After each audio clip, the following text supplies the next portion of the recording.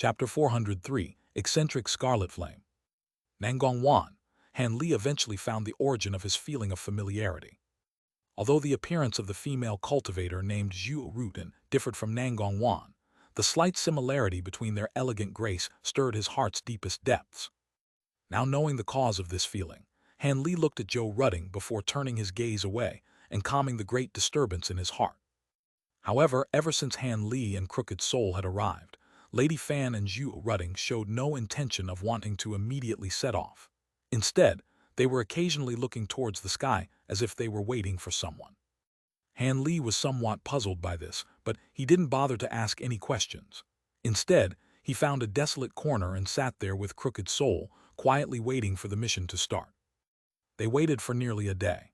Were these people not cultivators, each completely patient, they would have long started complaining. But even with this being the case, people still revealed dissatisfaction. Lady Fan and Zhu Ruding revealed slight worry under these circumstances and begrudgingly met to converse in whispers. When Han Li saw this, he speculated who exactly they were waiting for before suddenly being interrupted by the sounds of thunder coming from the appearance of a black streak at the edge of the sky.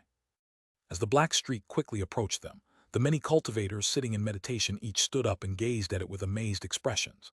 In the blink of an eye, the black streak had already arrived above them. Han Li and the others were now able to clearly see that this black streak was actually a black cloud with a diameter of about 20 meters. Its area was large enough to cover the entire mountaintop. With its occasional rumbles of thunder and flashes of lightning, it appeared even more bizarre. As the crowd was blankly staring at the black cloud, a woman's cold voice suddenly came from within. "Senior Scarlet Flame, you can let me down now. I wish to speak with my two senior martial sisters." He, of course, an extremely hoarse voice gave a croaking reply. Lady Fan's and Zhu Ruding's expressions changed slightly upon hearing the voices, and they glanced at one another. The other cultivators figured out the origins of the black cloud, and their expressions became bright. Just as Han Li was restless and confused, he heard one of the other cultivators mutter, "The exquisite sound sect has quite some ability. They were actually able to invite Turtle Source Island's eccentric Scarlet Flame." Han Li was able to clearly hear this person's whisper through use of his exceptional spiritual sense. After hearing it, his heart trembled. When Han Li heard the words Turtle Source Island and eccentric Scarlet Flame, Han Li immediately knew of the black cloud's origins. When he was getting acquainted with a few core formation cultivators, they had mentioned the grand reputation of Turtle Source Island's eccentric Scarlet Flame several times. This late core formation cultivator had long become well known in the scattered star seas from the unpredictability of his water sunflower devilish art and his brutal ruthlessness.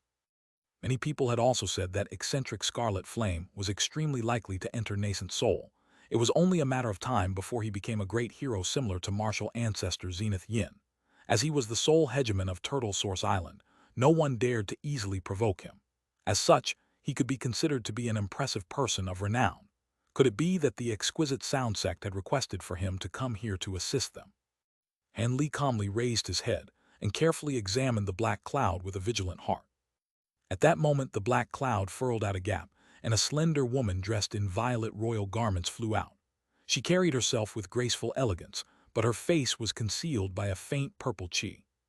When Lady Fan and Zhu Ruding saw her appear, they immediately stepped forward to welcome her. "Junior Martial Sister Wang, why is eccentric Scarlet Flame here? Could it be that you invited him?" "That wasn't necessary," Zhu Ruding softly asked with a slight frown. "That's right. This eccentric isn't to be easily provoked. Devils are easily invited but hard to get rid of. In addition, our current manpower is already sufficient." Lady Fan spoke with a heavy expression, revealing a slight trace of dissatisfaction. "Didn't you two senior martial sisters also believe that we had enough manpower while transporting the goods?" the violet-clothed woman faintly stated, without paying attention to the other two's worries. Lady Fan immediately understood what she had meant and asked with bewilderment, "Junior Martial Sister, what do you mean? Does the enemy have other problematic characters?" Zhu Ruding also revealed an astonished expression. "I've received information that their lair is being overseen by their leader, a late core formation cultivator. As the manpower that senior martial sisters have gathered fell short, I took a trip to Turtle Origin Island to persuade eccentric Scarlet Flame to help us." After hearing this, the two senior women looked at each other in doubt and said no more. Although they knew that their junior had paid an enormous price to convince eccentric Scarlet Fire to aid them, this wasn't the time to address it. It was best left for after the matter at hand was concluded.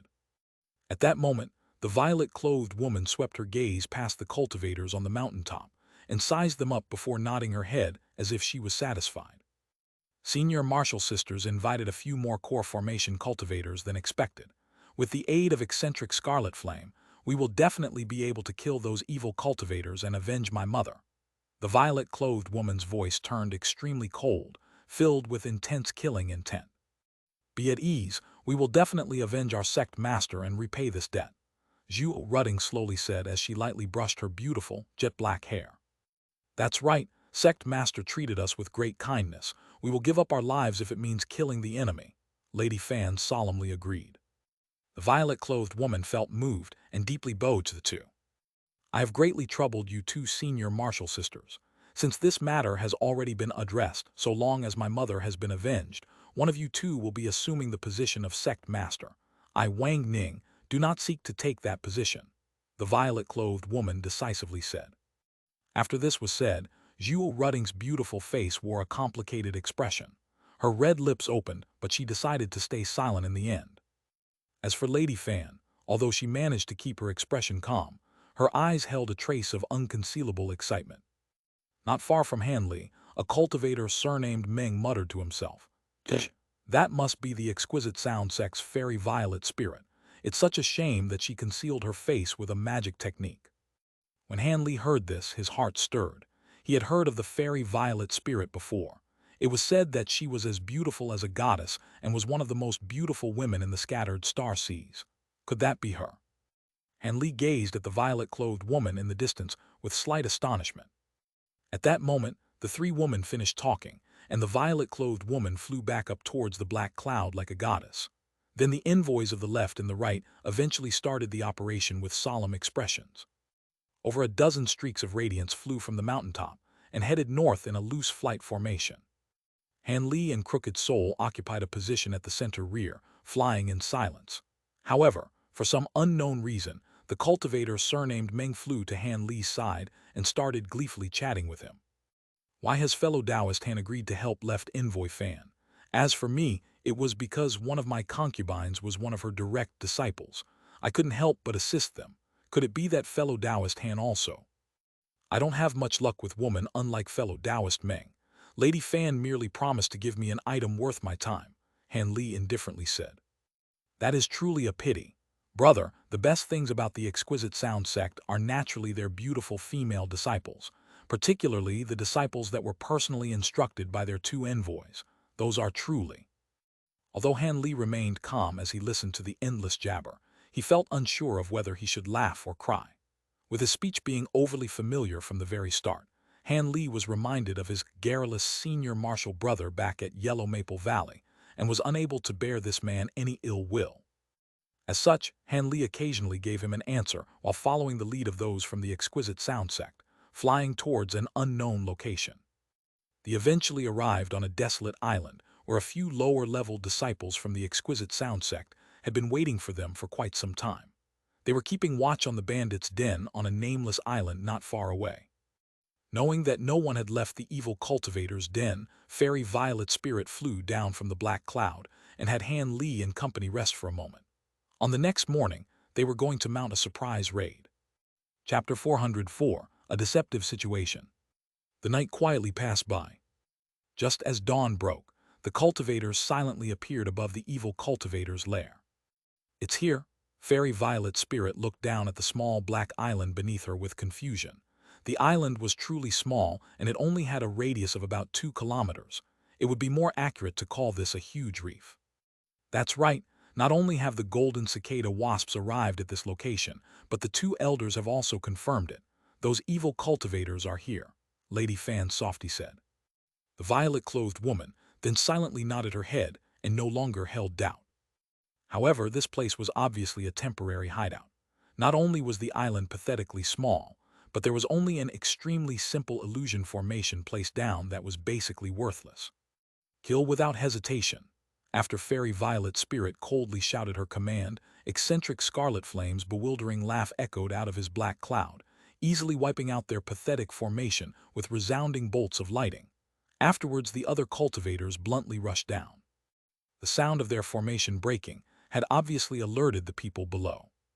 Several sharp whistles sounded out from below. 50 streaks of radiance flourished out, and a large number of cultivators met their advance. The three core formation cultivators leading them were surprised to see the exquisite sound sect, but without waiting for their reply, Lady Fan yelled, "Strike!" She then released a silver wheel magic tool and took the initiative to attack.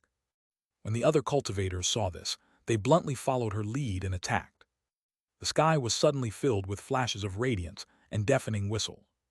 Since Han Li was acting under the intention of acquiring the heaven lightning bamboo, he naturally found it embarrassing to stay idle. As a result, he and Crooked Soul casually took out their magic treasures and tied down 5 foundation establishment cultivators, preparing to eliminate them in one blow. As 2 core formation cultivators, they should have been able to easily deal with a small group of foundation establishment cultivators. However, something shocking had occurred. When the 5 foundation cultivators discovered that 2 core formation cultivators were attacking them, their clothes were ripped away to reveal fiend demons. Han Li was shocked to the point that his eyes had nearly fallen out of his head despite having seen them before. But even with their greatly increased cultivation and speed, Han Li was no longer a mere foundation establishment cultivator. They only managed to resist for a few moments more before Han Li and Crooked Soul turned them to ash with their magic treasures. At this point, Han Li had discovered that their fiend demon transformations were different from that of the Black Fiend school. Not only did their transformations not require an incantation or cocoon, but an elemental blood core wasn't present in their bodies. Han Li felt extremely confused and puzzled. He pondered for a moment on whether or not they had some sort of relationship to the Black Fiend school, but he immediately dropped the thought and attentively looked in the other directions. Now was not the time to ponder these questions. It would be absurd if he allowed anyone to ambush him just because his thoughts were running astray. However, what Han Li saw only made his doubts grow stronger. A majority of the evil foundation establishment cultivators had underwent a fiend demon transformation. In addition, they formed small groups and were fiercely fighting with all their might. The 3 enemy core formation cultivators had earlier been restrained by eccentric Scarlet Flame's black cloud and were unable of escaping. Judging from the incessant rolls of thunder from the cloud, it seemed they were being quite strenuously held in place. At the moment, the enemy's several core formation cultivators and many foundation establishment cultivators had been reduced to under half of their original numbers in the blink of an eye. But even so, the remaining survivors still fearlessly fought on. Their dauntless attitude had left many attacking Exquisite Sound Sect cultivators greatly astonished. But at that moment, a fierce whistle pierced the air, leaving the Exquisite Sound Sect cultivators deafened for a moment. Everyone's expressions had involuntarily changed. "Why are you all standing still? Quickly kill them off. Something troublesome is about to arrive." Eccentric Scarlet Flame's words croaked out of his black cloud, waking the many cultivators from a daze and allowing them to continue their fierce attacks. When the evil cultivators heard the sharp whistle, their spirits were greatly roused, becoming even more tenacious. For the time being, they were unable to be struck down. In the following instant, several streaks of ash-gray light arrived above the island. When the Exquisite Sound Sect cultivators saw this, they stopped and stared at the 5 newly arrived core formation cultivators with grave vigilance. The large, middle-aged man leading them had an ashen complexion.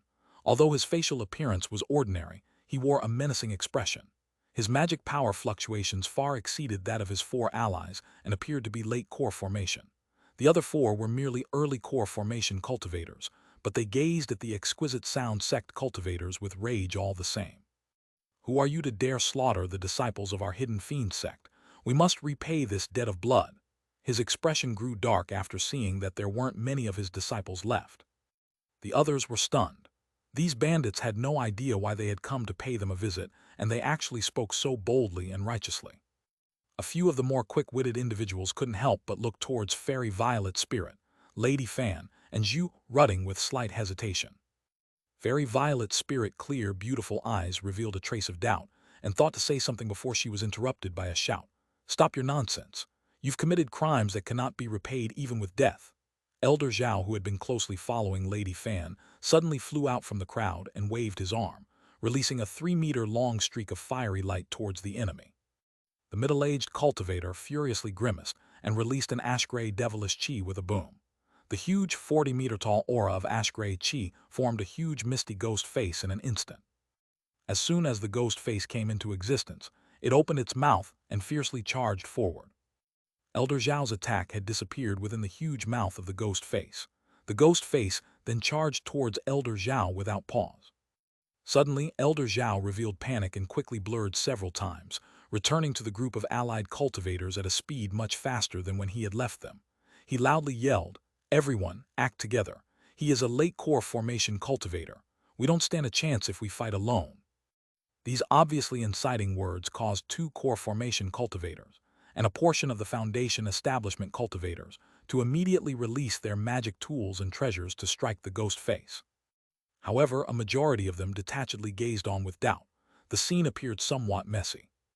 Having seen this, Han Li's face slightly twitched, and he slowly slipped towards the back of the crowd along with Crooked Soul. The situation appeared discouraging. Although he didn't know what was about to happen, Han Li thought to immediately distance himself from the coming danger. "Don't yet act. There is something strange about it." The violet-clothed woman saw that something was amiss and coldly scolded the Exquisite Sound Sect disciples. However, the attacking Exquisite Sound Sect cultivators seemed to have ignored her and continued their focused attacks on the ghost face.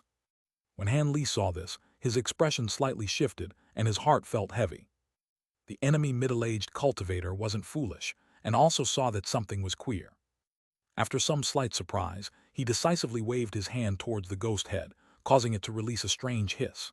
It then opened its mouth and spat out countless ashen spheres of light. The magic tools and treasures that they struck suddenly swayed with instability. He took advantage of this opportunity to have the ghost head fly back towards him. The attacking cultivators were stunned and didn't dare to separate from the group to continue their attack. "Can someone tell me what is going on?" Taking advantage of this opportunity, Fairy Violet Spirit flew out from the group and coldly asked while she stood in between both sides. "What's going on? You killed my sect disciples without cause and you asked their sect master," the middle-aged man coldly said. His eyes had already turned to a shade of a peculiar dark green. The violet-clothed woman emotionlessly met his gaze as she slowly asked, "Were you the ones who robbed our Exquisite Sound Sect and killed our sect master?" The middle-aged man responded with a furious tone, "Preposterous. Our Hidden Fiend School has always had very few dealings with outsiders. Why would we do such a contemptuous thing?" When the violet-clothed woman heard this, she grew silent and her eyes became ice-cold. When the others heard this, they seemed to realize something and their expressions became strange. Lady Fan suddenly emerged from the group and slowly proclaimed, "It seems that we've fallen into someone's trap." "Humph, was it you that have fallen into a trap or was it us?" The middle-aged man eerily spoke with a resentful expression. The disciples that he had spent such a great number of years nurturing had all died within a day. It was impossible for him to not feel vehement hatred towards them.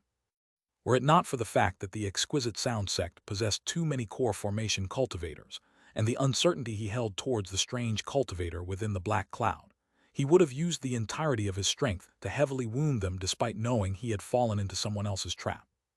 As the violet-clothed woman's gaze became completely void of emotion, Lady Fan waited from the side with a bitter smile. "Elder Zhao, Elder Fu, how about you give us an explanation?" Fairy Violet Spirit slowly turned around and focused her attention on 2 people within the group. Alternative title: Chapter 405, Greater Possession Technique. Following Fairy Violet Spirit's chilling words, the other cultivators focused their gazes towards where Elder Zhao and a middle-aged Confucian scholar expressionlessly stood. The Confucian scholar was another elder of the Exquisite Sound Sect that normally accompanied Zhu Rudding at her side. When this occurred, Lady Fan and Zhou Rudding thought of something and their expressions became extremely unsightly. Lady Fan's complexion was the worse of the two, and she appeared both flustered and exasperated. "Who is secretly spying over there?" Eccentric Scarlet Flame suddenly shouted furiously. He then released a series of fiery lightning bolts from his cloud, which attacked a nearby area as if they were living snakes. An originally desolate area suddenly darkened, and a vast amount of black chi bursted out, completely consuming the fiery lightning. A short youth then appeared in the aftermath. "Wu Chu," Han Lei, who had stealthily retreated to the group's rear, inwardly shouted this name upon seeing the youth. At that moment, Many of the other cultivators recognized the youth and also cried out in alarm. The members of the Hidden Fiend sect fiercely stared at Wu Chu with even greater alarm. However, when the middle-aged sect leader saw Wu Chu, he wore a queer expression and revealed a faint trace of fear. As expected of the famed eccentric Scarlet Flame, you're capable of seeing through this young master's secret concealment technique. Wu Chu swept his gaze past the other cultivators without a care and set his sights on the black cloud. Humph, the black cloud snorted and didn't say anything further, causing Wu Chu's expression to darken.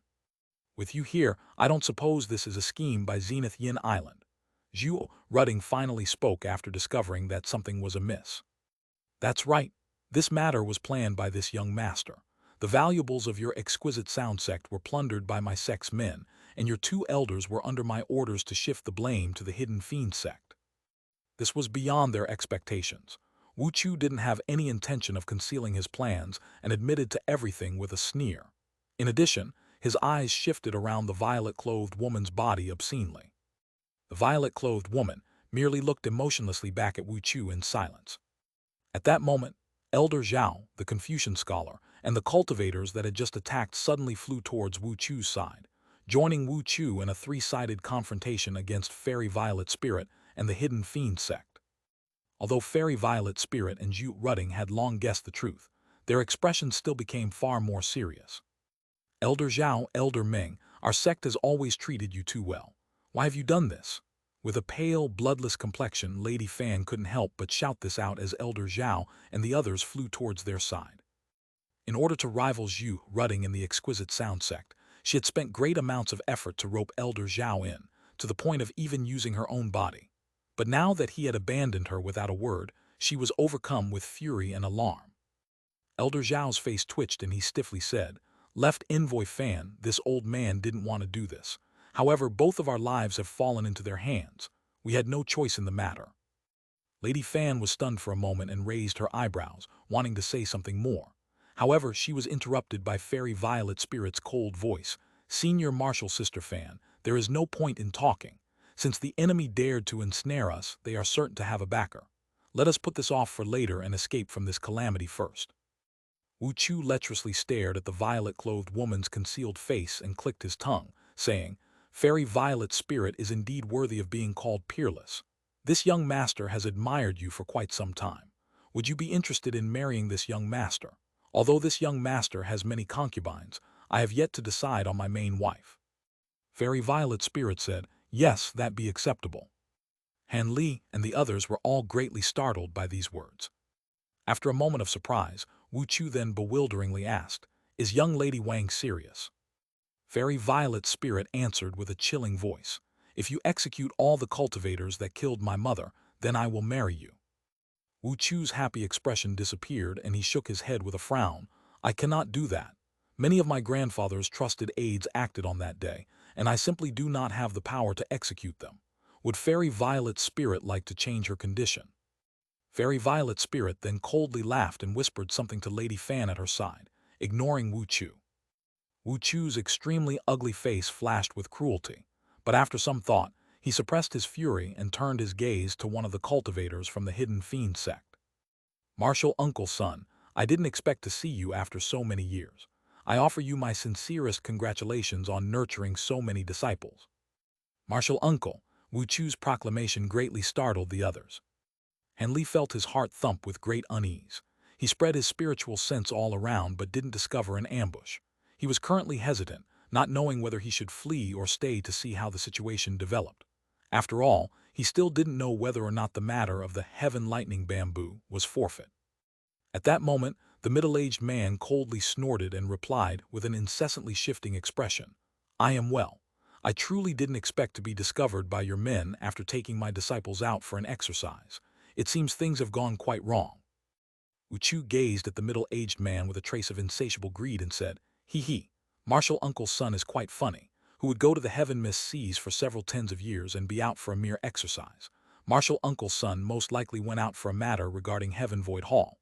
During that year, those many Marshal Uncles took the ruined Heaven Void map with them. Perhaps Marshal Uncle is carrying it with him. The 300th year for Heaven Void Hall's emergence is nearing. However, if Marshal Uncle takes the initiative to hand it over to Marshal Nephew, Then I will personally beg for mercy on your behalf to my martial ancestor to spare your life." Having heard these coercing words, the middle-aged man grew silent for a moment before coldly replying, "We were once his disciples. How could I not know of old devil Zenith Yin's methods? If we give you the map, he'll sadistically move to slaughter us regardless. Furthermore," Wu Chu asked with a frown, "Furthermore, did you really think that you are enough by yourself? Old freak, you no longer need to hide. Quickly, show yourself," the middle-aged man grimly said. After hearing those words, Han Li and the other cultivators were greatly startled and hurriedly looked in every direction. Could it be that Grandmaster Zenith Yin was here? However, their surroundings were still calm and nothing strange occurred. The crowd of cultivators then looked at the middle-aged man and Wu Chu with bewilderment. "What are you trying to do? How am I not enough?" Wu Chu started to talk after he recovered from his amazement, but halfway through, his expression grew sluggish, and his expression revealed a trace of peculiarity. After staring at the middle-aged man for a moment, he let out a strange laugh and said, not bad at all. It's no wonder why you were the disciple I most regarded during that time. You were actually able to see through the identity of this old man." After this was said, Wu Chu's face began to vaguely distort. A short moment later, he had become a thin, ugly old man with squinted eyes, much to everyone's amazement. Afterwards, Han Li and company felt a cold chill down their back. Greater possession technique. Now I know why you had entrusted such an important affair to a junior. You had personally come, despite not being in your own body. The middle-aged man nervously gazed at the old man. "Dear disciple, do you still dare to act against your teacher?" Without moving his lips, the newly emerged old man spoke with a sharp voice coming from his abdomen. As the noise caused the cultivators' inner ears to ache dully, they involuntarily recoiled back. "Humph, disciple, that year you thought to kill us all without giving us a single moment to explain. You killed many of us and even refined their souls. Did you ever regard us as disciples? Or did you only see us as slaves? Moreover, you are only making use of a possession technique. At best, you will only be able to make use of a third of your cultivation. I have nothing to fear from you." The middle-aged man's words were scornful. He then waved his hands, causing his ghost head to swell and appear even more sinister and fearful. All of the cultivators present were shaken by this bizarre situation, and their expressions were all different. The old man didn't grow furious. Instead, he insipidly said, "That's right. Were it 100 years ago, you'd be correct. It would have been quite difficult to capture you alive with a third of my cultivation. But now..." He then revealed a derisive sneer. Chapter 406, Heaven-wide Corpseifier. The spirit in the middle-aged man's eyes dimmed, and he revealed an expression of disbelief. "Could it be that you refine the devilish art?" His voice carried a hint of terror. "You've guessed quite well. If you obediently give yourself up, I will give you a method of survival. Otherwise, well, you already know, don't you?" While the old man said this, he raised his hand and with a boom, a sphere of flames as black as ink appeared in his palm. "Heaven-wide Corpseifier, you finally refined it." The middle-aged man's face grew beyond pale, and his voice became hoarse from terror. Grandmaster Zenith Yin sneered and suddenly turned towards the exquisite sound sect, proudly saying, "My mood is quite good today. Thus, I will give you a way to survive. You only have to swear your allegiance to Zenith Yin Island, and you can continue to live freely. However, you all must follow my commands obediently, or else your souls will be scattered. I will have you all seal a third of your primal soul into these soul restriction medallions before you leave." With that said, he took out many pitch-black wooden medallions and coldly glared at the group. When the other cultivators heard this, they looked at each other in dismay. Everybody stood in place, neither taking the initiative to grab the medallion nor putting up any brave words of refusal. They merely looked at him in absolute silence. Aside from Han Li and Crooked Soul, there were 3 other core formation cultivators on the side of the exquisite sound sect. Eccentric Scarlet Fire, who was invited by Fairy Violet Spirit, Cultivator Meng, and the man with the aquiline nose that was invited by Zhu Rutting. As for the others, including Fairy Violet Spirit and Lady Fan, they consisted of 7 late Foundation Establishment cultivators. As for Eccentric Scarlet Flame, who remained hidden in his black cloud, he had already silently released the 3 hidden fiend cultivators and stayed silent. Zenith Yin's expression darkened and he eerily said, "It seems you wish for both your body and soul to be extinguished. Fine, this Grandmaster will fulfill your desires." As soon as this was said, the cultivator with the aquiline nose behind Zhu Rutting suddenly flew away in a streak of yellow light. Under Zhuo Ruding's furious gaze, he flew 100 meters away in the blink of an eye and coldly snorted. Humph! Since I hold neither any desire to fight against Great Master nor to be controlled, I will be taking my leave.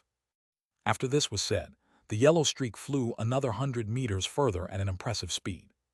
When Grandmaster Zenith Yin saw this, his eyes released an ominous glint. He lightly waved the hand containing the black fireball towards the yellow streak, causing the black fireball to flash several times and turn into a thin black streak that quickly vanished without a trace. The others were baffled, but when Han Li saw this, his expression tensed up. An instant later, a miserable scream came from the yellow streak, and with a clang, the yellow streak turned into a ball of demonic black flame. The flame soon faded away to reveal nothing aside from a pitch-black throwing knife magic treasure. Han Li let out a breath of cold air. Those black flames were too fast to avoid. He pondered whether or not he could avoid the attack, given he had distance and a concentrated mind. But even at a distance of a kilometer, he would have no method of dodging them. In addition, the intensity of those black flames were absolute and entirely superior to the Azure Sun Devil Fire he had previously seen. It wasn't something a common magic treasure was capable of blocking. Knowing that his life could soon end at the mere whim of this expert, Han Li's mouth grew dry and his heart slammed with intensity. It took a majority of his self-control to prevent him from bolting away at that instant. He clearly understood that if he were to act blindly, he would only be hastening to his end. However, giving the enemy a third of his primal soul was a price Han Li was incapable of paying. It would be equivalent to handing over his life. So long as the soul restriction medallion was crushed, the affected cultivator would become an idiot at best and live the rest of their life with the mind of an infant. At worst, they would go insane and perish. In addition, these vicious primal soul restriction techniques were something that could only be performed by a nascent soul cultivator. Han Li forcefully suppressed his panic and looked at the others to see whether or not they had a good plan. When the nearby core formation cultivator, Meng, felt Han Li look at him, he only bitterly smiled and shook his head before gloomily turning his gaze back towards Grandmaster Zenith Yin. At the front, Fairy Violet Spirit's expression remained clear and cold, but behind her, 10 strings of white jade were intertwined and slightly twisted, leaving Han Li dumbfounded. As for the other cultivators of the exquisite sound sect, their complexions became bloodlessly pale after witnessing the might of the Black Devil Flame. Although their expressions were calm, their eyes contained inconcealable terror. Han Li licked his lips and brought his gaze towards the cultivators of the Hidden Fiend School. After recovering from the awe of witnessing the might of the Black Devil Flame, the middle-aged man squinted his eyes. When Han Li looked at him, the middle-aged man said in a deep voice, "Do not provoke the old devil.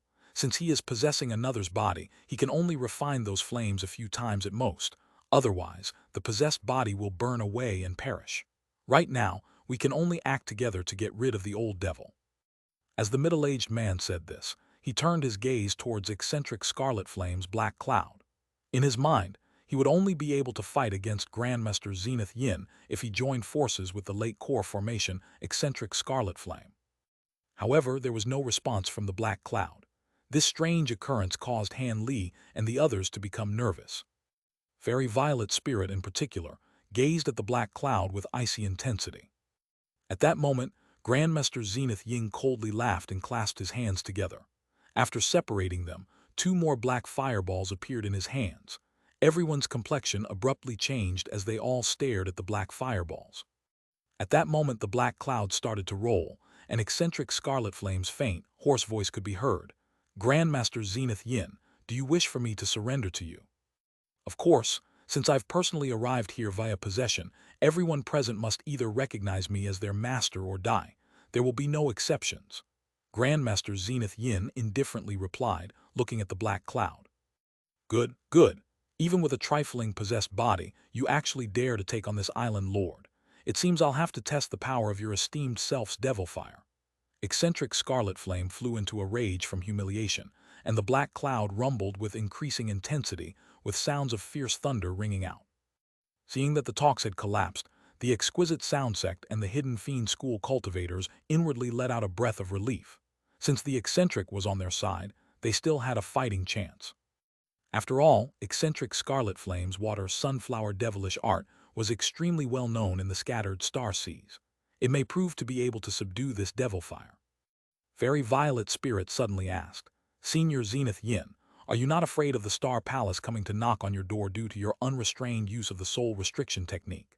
To the best of my knowledge, the two heavenly star sages strictly forbid nascent soul experts such as yourself from using them." Although Grandmaster Zenith Yin was an old nascent soul devil, his expression slightly changed upon hearing the Star Palace and the heavenly star sages being mentioned. However, he immediately recovered his calm and coldly chuckled. "It seems this girl knows quite a bit. However, the Star Palace's ban was only a matter of the past. Do you really believe that the Heavenly Star Sages dare to casually leave Heavenly Star City? Without them acting, the Star Palace has no way of enforcing those restrictions." Those words stunned Han Li and the others like lightning striking from a clear sky. Only the cultivators from the Hidden Fiend sect showed no surprise. It seemed they already knew of this. Fairy Violet Spirit's heart grew sullen, but soon after, she decisively shouted in a cold voice towards the middle-aged man, "Deal with the old devil with eccentric Scarlet Flame and have the others take care of the traitors. Afterwards, we will take on the old devil together." The middle-aged man was slightly surprised, but he immediately understood and waved his arm towards his subordinates, ordering, "Follow her instructions for the time being. If we do not strike down the old devil, none of us will survive." Afterwards, he stared at Grandmaster Zenith Yin with a mask of frost as eccentric Scarlet Flame's black cloud arrived above him with a blur. The Hidden Fiend Sect's core formation cultivators looked at each other before wordlessly flying towards the Exquisite Sound Sect cultivators' side, coldly staring at the traitors. Without the fear of facing Zenith Yin's frightening devil fire, the Exquisite Sound Sect cultivators' expressions greatly improved, taking out their magic tools and treasures in preparation for combat. But Han Li, who stood at the back of the crowd, stiffly frowned.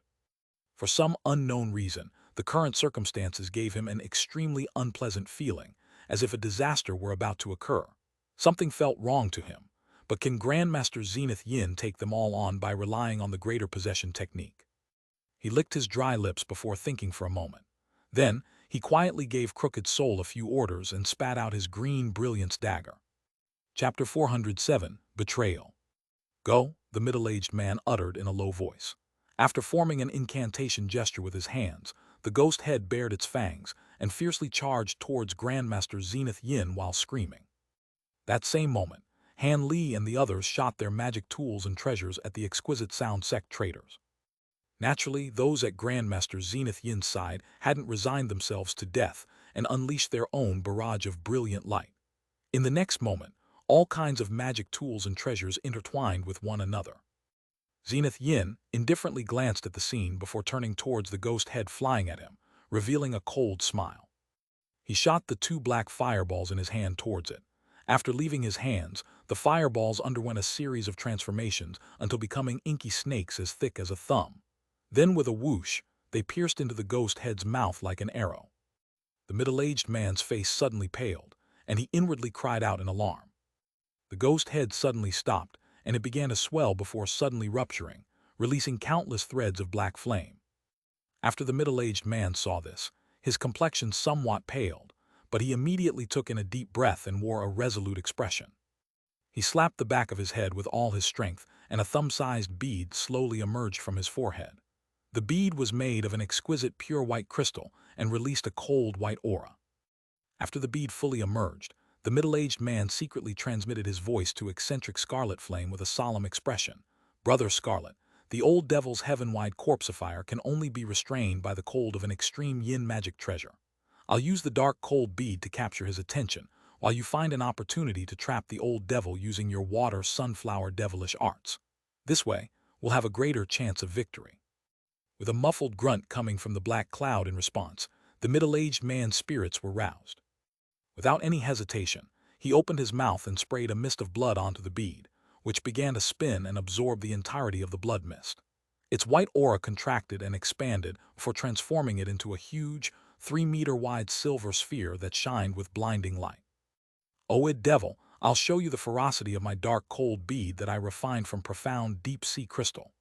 The middle-aged man gazed at Grandmaster Zenith Yin with a malicious expression and grit his teeth. Soon after, he pointed his hand towards the dark cold bead and shouted, "Swiftly."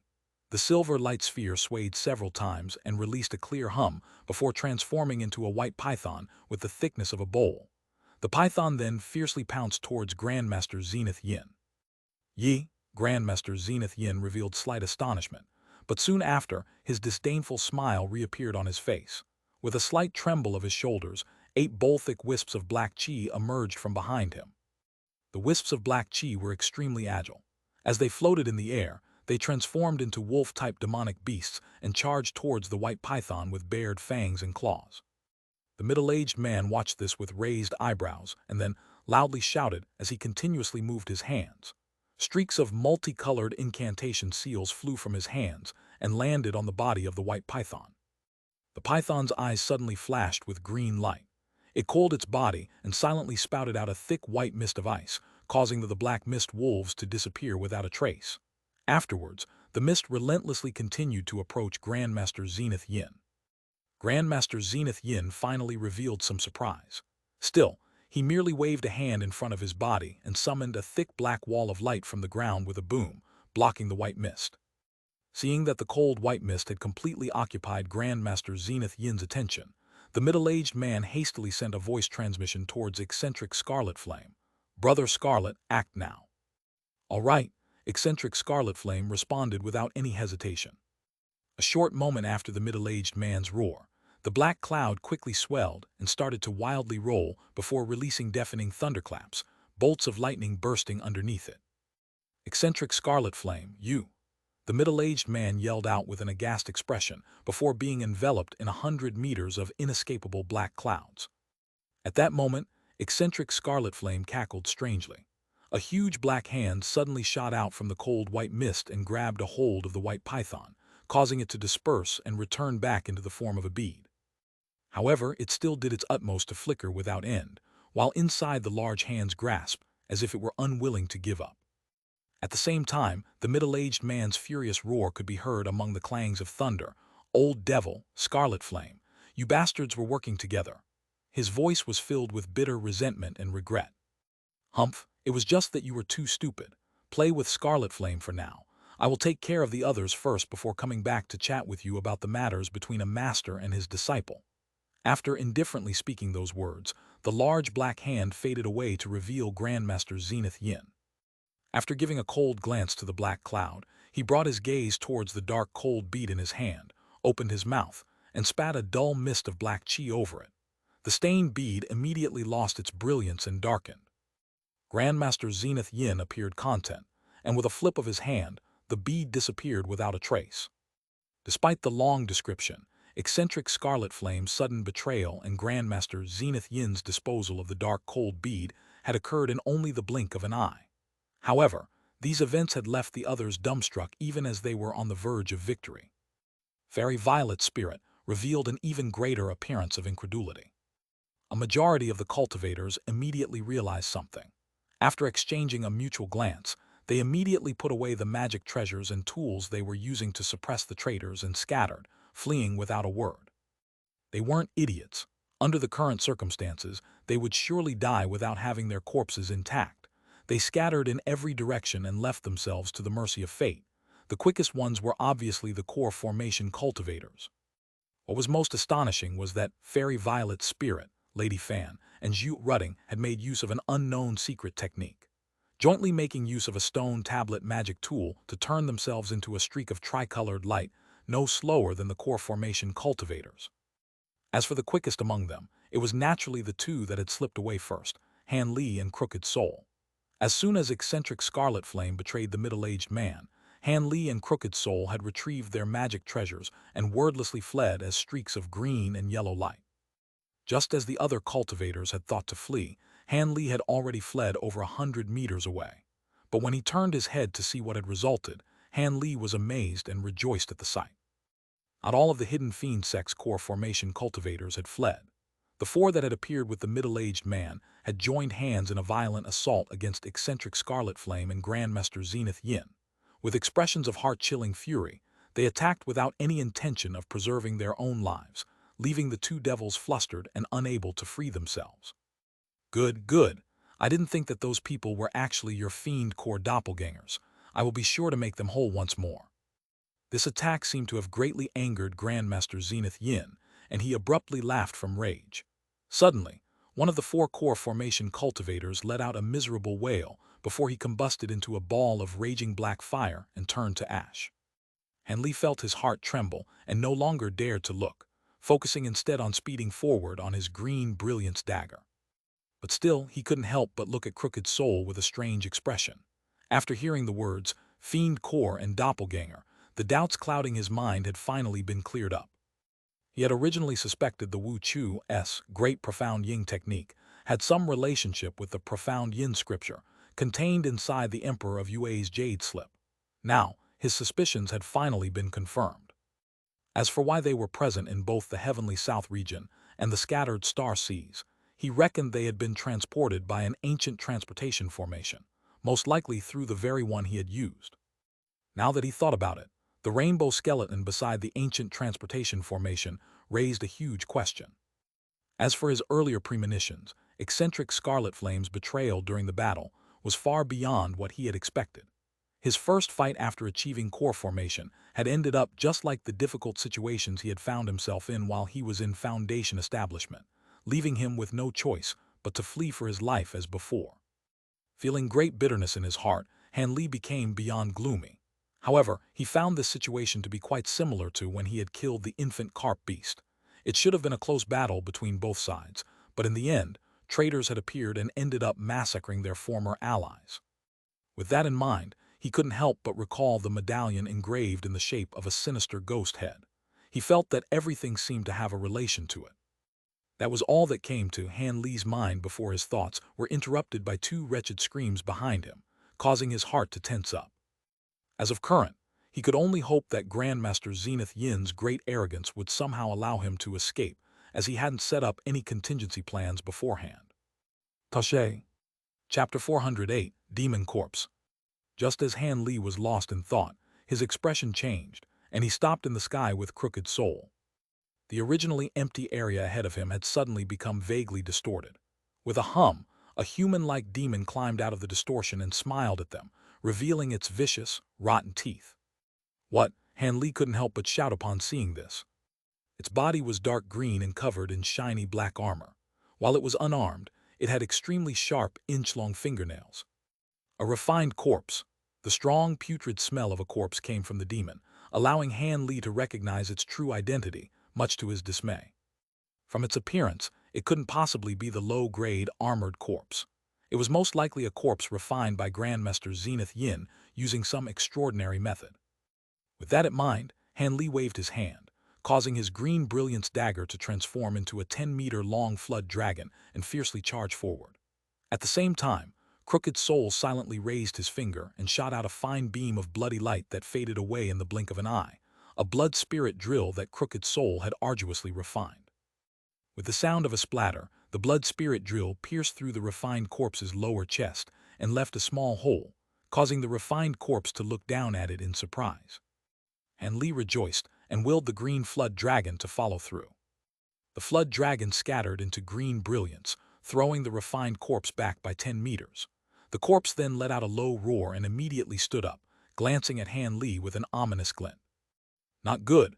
This refined corpse isn't affected by the attacks of common magic treasures. Hanli hastily recalled his green brilliance dagger with a sunken heart. The corpse was completely unaffected by Hanli's strike. Even the small wound it received from the blood spirit drill was healing at a visible rate. Hanli's expression darkened and he joined together with Crooked Soul, flying out in a single streak of light, wanting to slip past the side of the corpse.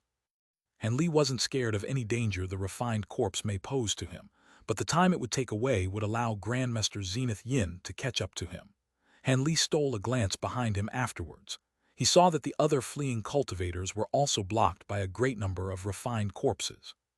As Hanli's heart trembled, he and Crooked Soul propelled their streak of light using the entirety of their power, soon passing the refined corpse. The eyes of the corpse then flashed with green light, and its body suddenly blurred, disappearing from sight. Seeing this incredibly familiar scene, Hanli suddenly dodged to the side out of reflex, dodging a 5-clawed streak of black swordlight. The attack whistled past him until it dispersed about 40 meters away. Hanli inhaled a breath of cold air and turned his head away from the swordlight. As expected, the refined corpse was standing not far behind him with two sharp claws, extended by several inches of black light. What speed! The corpse had traveled no less than 100 meters from its original location in a mere instant. That was nearly as fast and stealthy as Han Li's own movements when he used the shifting smoke steps on land. The demon had even used it in the air. That was truly beyond reason. Han Li's complexion grew ashen. He knew that he would no longer be able to escape from the refined corpse. Was this the reason why Grandmaster Zenith Yin had so calmly ignored them as they fled? Now knowing this, Han Li's expression grew harsh and he patted his storage pouch. In an instant, 100 azure lights along with 2 red lights flew out, densely surrounding him. After the lights faded away, 2 blooded spiders and over 100 of huge, 6-meter-tall azure apes were revealed. The huge apes raised their arms as soon as they appeared and shot out 10 beams of azure light from their fingers towards the refined corpse, encompassing the sky in light beams. Unable to avoid such a dense barrage of attacks, the demon corpse's eye gave off a vicious glint, and it spat out a ball of black chi to face the barrage of fine azure beams of light. He then crossed his arms in front of his body to block the attack and closely followed after the black chi. The black chi managed to disperse a majority of the azure light, but those that managed to strike its body merely dispersed into azure smoke and scattered radiance. The demon corpse revealed a trace of a grimace, slightly baring its teeth before taking tyrannical strides toward the huge apes. With a series of cracks, a few of the nearby puppets were ripped apart by the claws of black light. Han Li frowned upon seeing this, and Crooked Soul immediately released a 100-meter-high bloodlight and condensed it into a huge blood-red saber before fiercely chopping down towards the refined corpse. Clang! The blood saber chopped down onto the demon corpse's head, but it produced only the sound of struck metal, seemingly unable to be damaged by the slashes. The slash appeared to have only attracted the corpse's fury. It grabbed the blood saber with one hand and swung down the other as if wanting to destroy the saber to vent its fury. Han Li couldn't help but reveal calm joy at the sight. With an incantation gesture, Crooked Soul's blood saber turned into violet flames. In an instant, the refined corpse was engulfed in wild flames, causing it to shriek out in panic and flap its hands onto its body. However, the demon corpse quickly discovered that, although the violet flames were difficult to extinguish, they didn't cause it any injuries and could be ignored. It then sought to find the culprit of the flames. But as soon as it raised its head, 2 huge white nets silently covered it, sturdily entrapping it as it was caught unaware. They were the spider webs of the blooded spiders. The demon corpse was greatly alarmed and hastily attempted to break free with all of its strength. But at this same time, the purple flames turned into a bowl-thick serpent of purple flames and firmly wrapped around its body. With the spider webs and the flame serpent binding its body, it would be unable to escape for a while. Then, without the slightest hesitation, Han Li and Crooked Soul turned into a streak of light, retrieved his spiders and puppets, and immediately flew off without any thoughts of looking behind them. If he hadn't heard incorrectly, there had been a third wretched scream from Grandmaster Zenith's direction. If he didn't take the opportunity to escape now, he'd definitely turn into the old devil's slave. Han Li's and Crooked Soul's joint powers allowed them to fly over 50 kilometers away in a single breath. After shifting their direction several times, they came across a small, nameless island. The two immediately descended onto the island and buried themselves over 40 meters deep. They then wrapped themselves with the aura-severing muslin cloth and used the nameless incantation to restrain their chi. Even after performing all of this, Han Li still felt apprehensive, not knowing if he would be able to escape detection from the two devils' spiritual sense. After all, a nascent soul cultivator was certain to have far greater spiritual sense than an average core formation cultivator. Unfortunately, Han Li had no way of knowing that over 50 kilometers away, Grandmaster Zenith Yin was standing in his original position with a leisurely expression, seeming to have given up his chase on the runaways. Additionally, there was a large, red-robed, purple-faced man next to him, along with over a dozen dark green refined corpses. In front of Grandmaster Zenith Yin and the purple-faced man was an unconscious middle-aged man floating in midair. He was being held up by strange needles emitting blue light that were stabbed into his body. As for Elder Zhao and the others, they were behind the two, prostrated with fear, not daring to breathe too loudly. Even the core formation cultivators lacked the slightest trace of pride. I truly didn't expect that Violet Spirit Girl would actually escape. I had originally thought to hand her over to fellow Taoist Scarlet Flame, It seems we'll only be able to look for an opportunity in the future, Grandmaster Zenith Yin said with a calm expression. Please don't be disheartened, Senior Wu. Although that violet spirit girl is among the top 10 furnace cauldrons I would consider, your grandson seems to have taken quite an interest in her. How about we leave her for him? The large, purple-faced man chuckled. Then many thanks to fellow Taoist Scarlet Flame. After we return, I'll send 20 acceptable female cultivators to Turtle Source Island as compensation. Besides, your master can be considered my senior. Please send him my respects. After Grandmaster Zenith Yin heard this, his face revealed a rarely seen trace of a smile. Senior, I also haven't seen my master for quite some time. If I see him, I will definitely mention you. Eccentric Scarlet Flame spoke with an extremely polite tone before rolling his eyes and continued. However, now that the violet spirit girl has escaped, she may contact the Star Palace. Are there any problems we should worry about? Scarlet Flame revealed a trace of worry. The Star Palace, hee. There are no problems to be had, Grandmaster Zenith Yin casually sneered.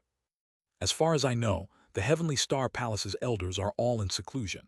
Currently, they definitely won't deal with any minor, trivial matters. Those two old bastards of the Star Palace are refining some technique called the divine essence-effused light for no reason. As a result, the two can only leave Heavenly Star City for half a month on a fixed date every year, otherwise their cultivation will greatly decline. It seems that during the next trip to the Heaven Void Hall, we will have far less enemies to worry about. Grandmaster Zenith Yin's tone was laced with schadenfreude. The corner of Scarlet Flame's mouth twitched. However, my master had mentioned this before. So long as the Heavenly Star City sages remain in Heavenly Star City and draw the support of their essence effuses mountain, they are an unstoppable existence. In addition, if they manage to cultivate to the great success stage of divine essence effused light, they would no longer be confined to Heavenly Star City and would reign supreme in the scattered star seas, Scarlet Flame said with deep worry. Chapter 409, True Appearance. Great Success Stage. That's just the two sages' wishful thinking.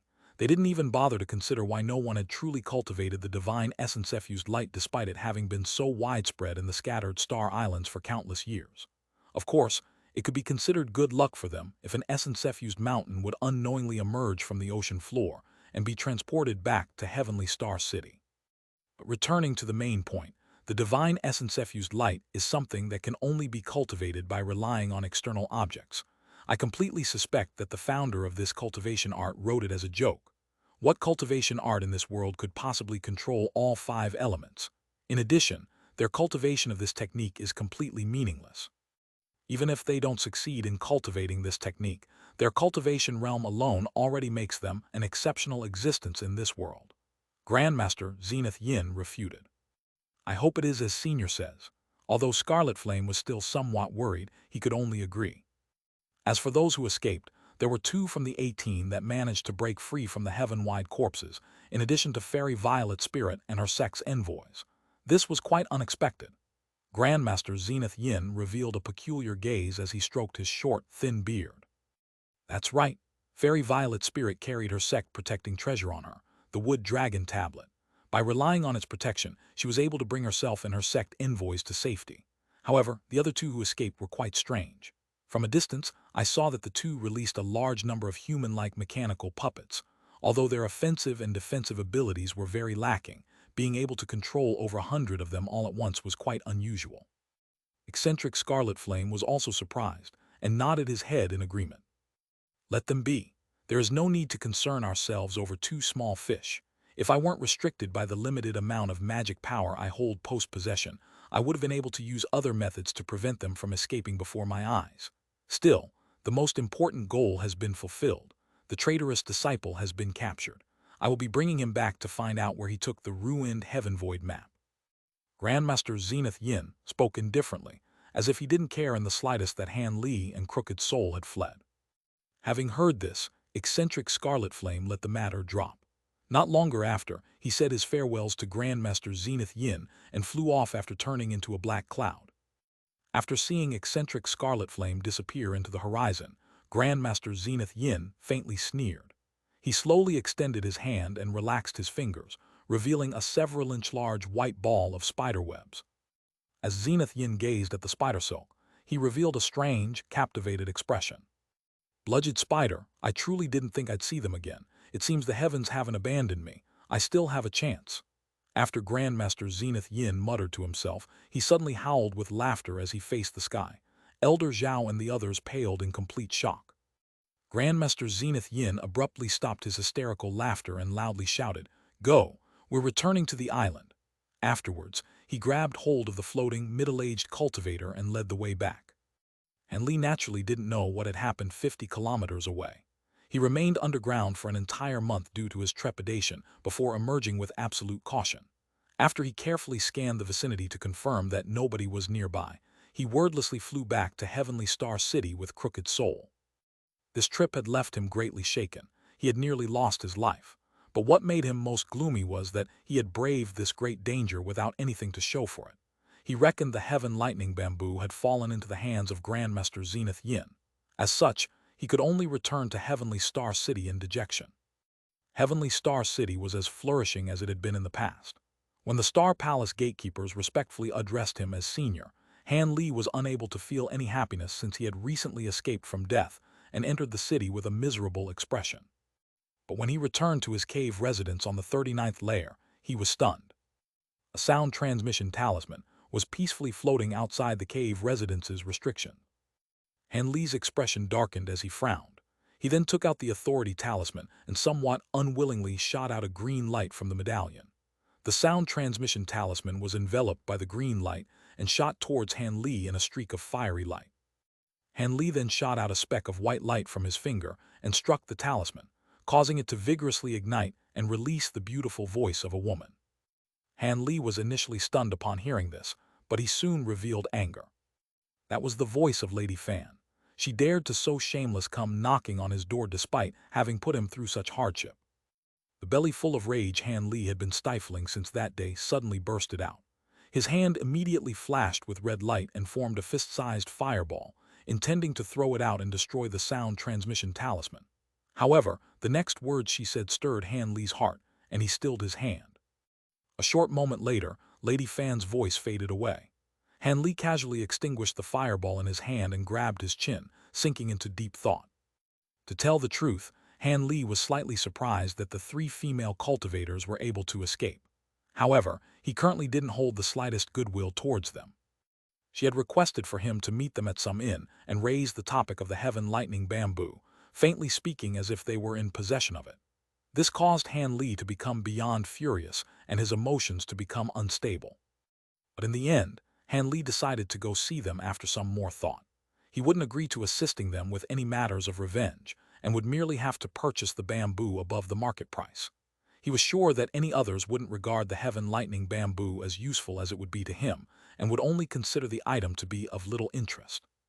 After all, rare wood attribute materials were normally used as a core material for magic treasure refinement, apart from some peculiar magic treasures. After dissolving the bamboo's impurities, there wouldn't be enough leftover material to refine even a dagger, as Lady Fan had described the small stalk of Heaven Lightning Bamboo to be only a few inches long. With that thought, Han Li headed toward the inn with roused spirits. An hour later, Han Li arrived at the Grand Flourish Inn and entered a room on the 3rd floor along with Crooked Soul. The inn was quite particular, as the first 2 floors were for mortals and the 3rd floor was reserved for the use of cultivators. Han Li leisurely found the mentioned room. However, the room door was covered in a layer of faint white light. It was clear a formation had been set down as a method of detection. Having seen this, Han Li couldn't help but reveal a trace of self-mockery. It seemed the beautiful women had been greatly startled by the recent events as well. Han Li lightly shook his head before using his hand to shoot a speck of white light towards the restriction, causing it to release a series of ripples. No sound came from within a room, but a short moment later, Han Li felt a wave of spiritual sense quickly fly around him and Crooked Soul before returning into the room. Then with a flash of white light, the door's restriction disappeared. Fairy Violet Spirit's clear and cold voice then said, "So these 2 seniors have arrived. Please come in. Us sisters have been waiting for you for quite some time." Han Li pushed the door open with a calm expression and slowly walked in with Crooked Soul in tow. The room's arrangements were simple, and apart from a red wood table and a few tasteful rattan chairs, there were no other items. However, Han Li was shocked to find that there was an unfamiliar woman with a languid expression in the room where the exquisite sect members should have been. The woman wore yellow clothes and had a predictably flawless pale face with bright and clear eyes. She turned to look at Han Li with a slight smile. After a moment of surprise, he doubtfully asked with hesitation, "You're Miss Violet Spirit."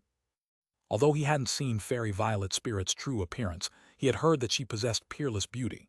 Han Li blinked with slight confusion and thought, surely this isn't her. Although this young, yellow-clothed woman was very pleasant to the eyes, it definitely didn't match her grand reputation. Could it be this wasn't her true appearance? Senior seems shocked. Is it because Wang Ning's true appearance causes Senior Han disappointment? Sorry to disappoint you, but this really is my true appearance. The yellow-clothed woman saw through Han Li's shock and indifferently spoke with a slight smile. True appearance? Han Li attentively looked at the young woman's face for a moment before wordlessly shaking his head. Although he didn't see anything amiss with her appearance, seeing neither any illusion techniques or other alternations, he still didn't believe that this was actually Fairy Violet Spirit's true appearance. After all, there were many strange treasures in this world. It wouldn't be considered off if there were at least one or two that could mask one's true appearance and change their face to another. Over obvious foreshadowing. Chapter 410, Elder. Fairy Violet Spirit saw Han Li's disbelief but didn't address it. Instead, she turned to Crooked Soul and sweetly smiled, saying, "So Crooked Soul is Senior Han's external incarnation." Han Li's body grew still upon hearing this, and he stared at the woman with a cold gaze for a long while before coldly asking, "How does Lady Violet Spirit know this?" Senior doesn't need to be so shocked. Our sect also has a method of clone refinement. However, its costs are far too great and its rate of success is terrible. As such, it is rare for any of our sect members to use it. However, Senior's clone is quite peculiar. Normally, a clone would have far inferior cultivation. However, Senior Han's clone is also at early core formation. How strange. Fairy Violet Spirit lightly smiled with bright, wandering eyes. Since Fairy Violet Spirit has seen through it, I won't conceal this. However, why aren't the other two fellow Taoists here? Han Li admitted this with a relaxed expression, but asked another question after looking through the room. Han Li knew that it was only a matter of time before Crooked Soul was discovered to be his clone and wasn't particularly astonished. "Senior, please sit. My two senior martial sisters went to the market city to purchase a few items and also a long-term residence in Heavenly Star City along the way." The young woman gracefully invited Han Li to take seat and gave an explanation with a gentle tone. After taking a seat, Han Li frowned and doubtfully asked, "What? You three fellow Taoists don't intend to return the Exquisite Sound Sect?" "Return to the Exquisite Sound Sect? We don't dare. Since Zenith Yin Island became our enemy and our two great sect elders have betrayed us, we would fall into those devils' hand were we to return. Other small and mid-level powers would also jump at the opportunity to absorb us. As such, we've decided to relocate the Exquisite Sound Sect to Heavenly Star City for the time being with our sect's savings." Fairy Violet Spirit sighed and bitterly smiled. "I see." Han Li nodded. As Han Li didn't have much of a relationship with them, he didn't make any excessive displays of enthusiasm. Fairy Violet Spirit didn't seem to care about Han Li's response and poured a cup of tea for him instead. She then aloofly said, "When we escaped the interception of that refined corpse, we also saw Senior subdue his own, and thus knew that Senior had managed to escape. I later heard from Senior Martial Sister Fan that Senior had assisted us for the Heavenly Lightning Bamboo. As such, I had her send a sound transmission talisman to invite Senior Han for a chat." Han Li decided to directly address the heart of the matter and not speak in circles. The sound transmission talisman mentioned that the Heaven Lightning Bamboo was in fellow Taoist Violet Spirit's possession. Is this true? This item wasn't seized by Zenith Yin Island.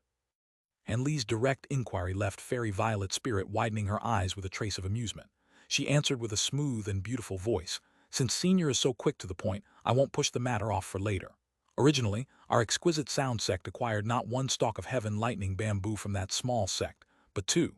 One was stolen while the other has remained with us. If Senior wants it, this Junior is willing to give it to him." Han Li rejoiced, but his expression didn't reveal his excitement. Instead, he took a deep glance at her and asked with a deep voice, "Give. Why does Lady Violet Spirit speak such useless words? Since you've used the item to lure me here, there should naturally be some conditions involved. Tell me them, and I'll give them some consideration." Fairy Violet Spirit was somewhat stunned, and her smile gradually disappeared. After muttering to herself for a moment, she earnestly said, "To tell the truth, the Heaven Lightning Bamboo is currently a useless item to the Exquisite Sound Sect. Due to the kindness of taking action for us in the last battle, It is only right that we give it to you. However, our sect is currently undergoing a great change, and our strength is unable to support a sect as large as the Exquisite Sound Sect. As such, in addition to this bamboo, we will give 300 spirit stones to Senior every year if he were to take the position of guest elder at our sect. We hope you won't refuse. A guest elder, Han Li's expression slightly changed. He hadn't expected that they would make such a request. In addition to what was previously mentioned, if Senior's cultivation requires any pair cultivation furnace cauldrons, our sect will gladly provide an outstanding female disciple to act as Senior's concubine. Fairy Violet Spirit calmly added. These conditions didn't cause any change in Han Li's expression. With the assistance of spiritual medicines, he had no use for the assistance of the small amount of spiritual power that pair cultivation could provide. However, the Heaven Lightning Bamboo was a different story. It was very likely that he wouldn't be able to find a store that had it. After some consideration, Han Li replied, "Those conditions will not do. I have long been accustomed to being a lone agent. I do not wish to be restricted to a sect. Fellow Taoists should offer me some other conditions. If not, I am willing to purchase the item at 30% above its market value." Senior jests. What market value is there for a top-grade material such as the three great divine woods? Without a purpose, it is worthless. But to a cultivator with a wood attribute cultivation technique, it is likely to be a priceless treasure. Han Li's refusal didn't surprise Fairy Violet Spirit, but she still rejected Han Li's proposal to offer spirit stones for it with a slight smile. Han Li frowned. It seemed this woman knew he truly desired this item, and she wasn't willing to let it go. He felt extremely uncomfortable from having her hold such a crucial item hostage. However, he would never subject himself to the will of the Exquisite Sound Sect over a stalk of Heaven Lightning Bamboo. Just as Han Li thought about abandoning the Heaven Lightning Bamboo and refine his magic treasure using other materials, the young woman proposed a compromise.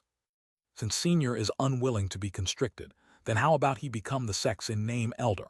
You can enjoy the treatment of an elder, and there is no need to accept the orders of the sect master. At the very least, our sect will be able to use your reputation as a core formation cultivator to protect ourselves. Would Senior be willing if this were the case?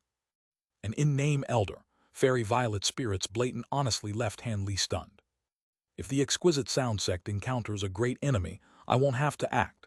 He puzzlingly asked the question with an expression of disbelief. If our sect encounters any problems or any matters requiring Senior's assistance, it will naturally be up to Senior's discretion to act. Either way, we will be grateful to you, she answered without hesitation, as if she had previously considered this. After lowering his head in thought for a moment, he raised his head and slowly said, "Fellow Taoist Violet Spirit, if I'm not mistaken, you only wish to use me as a banner to raise the Exquisite Sound Sect's influence in order to protect yourselves against powers that mean to harm you during your moment of weakness. After you spread this news, it will remain effective so long as it isn't proven untrue. Senior Han speaks true. When the time comes, we will mention Senior's position as a core formation cultivator. It will somewhat counteract the destructive effects of Elder Meng and Zhao's betrayal." The young woman faintly smiled and spoke of her future plans. "If those are your conditions, then I will accept. However, I will not take the initiative to introduce myself to other cultivators as an elder of your sect. Don't count on me to put on a superficial show for your sect. It will be up to you in order to convince others that I have become an elder of your sect." After some thought, Han Li eventually agreed, as he greatly desired the Heaven Lightning Bamboo and felt that it wouldn't bring him any trouble. "All right, so long as Senior doesn't deny this when the time comes, I and my senior martial sisters will treat you well." The young woman spoke with an expression overflowing with happiness. As the two had reached an agreement, Fairy Violet Spirit didn't intend to further delay its conclusion. She took out a strange box and put it on the table. The box was quite odd, as it was made from neither wood, metal, nor jade-type materials. The box's body was translucent, and it was surrounded in a faint layer of azure mist. Seeing that Han Li wore a baffled expression, Fairy Violet Spirit gave an explanation in a soft voice. This box was refined by an item known as jade paste. Although jade is in its name, it isn't actually made of jadestone or anything of the 5 elements. Only an item such as this is capable of preserving the Heaven Lightning Bamboo without fear of its spiritual chi leaking. Han Li nodded his head. Since he hadn't heard of jade paste before, this item must clearly be a rare material and should be extremely precious. Fairy Violet Spirit then extended a delicate, perfect finger, and with a flash of light, a soybean-sized ball of green light appeared on it. Afterwards, she lightly touched the box without the slightest hesitation. After the green light contacted the azure mist, it let out a soft crack, causing the mist of light to suddenly disappear and the box to slowly open. With roused spirits, Han Li attentively turned his gaze towards the box. Chapter 411, Cultivating Bamboo. This is heaven-lightning bamboo. Han Li's expression continuously fluctuated. The box contained a 2-inch long stalk of dried-up bamboo the width of a finger and clearly withered roots. No matter how he looked, it appeared completely similar to ordinary bamboo. With doubts held in his mind, Han Li couldn't help but expressionlessly take a look at Fairy Violet's spirit. The young woman saw Han Li's suspicion and lightly chuckled. She pressed the dried bamboo in between her fingers and took a sparkling, glowing knife in her other hand. Pa! Fairy Violet's spirit quickly chopped down onto the bamboo with all her strength. In the instant the dagger's blade made contact, the bamboo released a thin arc of electricity and immediately repelled the dagger. Having seen this, Han Li's doubts were cleared, and he carefully returned the bamboo to the box and carefully put it away. Soon after, Fairy Violet's spirit gave Han Li an authority medallion belonging to the exquisite sound sect. After the two briefly chatted, Han Li took his leave. Not long after Han Li left, Lady Fan and Zhu Rutting returned to the inn. After hearing what Fairy Violet's spirit had agreed on, the two looked at each other for a long while. Junior Marshal Sister, we've already discussed this quite a bit. We should be able to find another core formation cultivator, given the grand reputation of the heaven-lightning bamboo. Why must we accommodate this person? Lady Fan couldn't help but complain. Although Zhu Rutting remained silent, her eyebrows furrowed with puzzlement. Senior Marshal Sister didn't see how unsightly his face became when I asked him to become our sect's elder. His gaze revealed a stalwart resolution that he wouldn't agree to anything without the heavenly lightning bamboo. Senior Marshal Sister had also mentioned that this person isn't affected by our bewitchment techniques. As for using the heavenly lightning bamboo to invite other cultivators, Senior Marshal Sister places far too great a value on that paltry item. Although the heaven lightning bamboo is known as one of the 3 great divine woods, there are far too few uses of this item. Nobody would use this material for anything aside from refining top-grade magic treasures. And with an understanding of magic treasure refinement techniques, they would realize our minuscule amount of heaven lightning bamboo would be completely useless. You should also know that there are many ranks of heavenly lightning bamboo. Ours is only white lightning bamboo at the age of several thousand years of age. Even if it were refined into a magic tool, it wouldn't be amazingly powerful. It would be better to use this item than to leave it for later. Moreover, since he had agreed to become a sect elder, we merely have to treat him with respect and give him yearly offerings so that, when the time comes that our sect encounters a great enemy, he wouldn't have the nerve to refuse. Fairy Violet's spirit leisurely said this with an indifferent expression. The young woman then continued with a faint, bitter smile.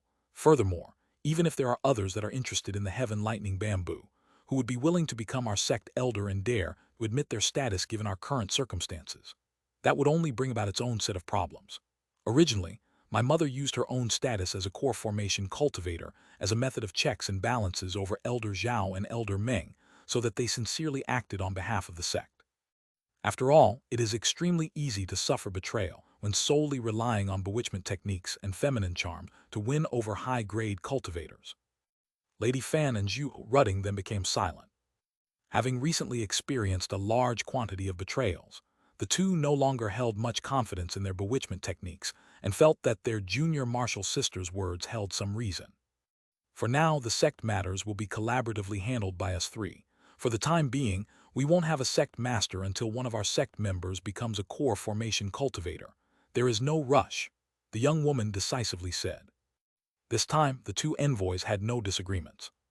Can we expect Senior Han to meddle in our sect's affairs by use of his deep cultivation? Should we take any precautions? Zhu Rutting asked with a cold voice. There won't be a need.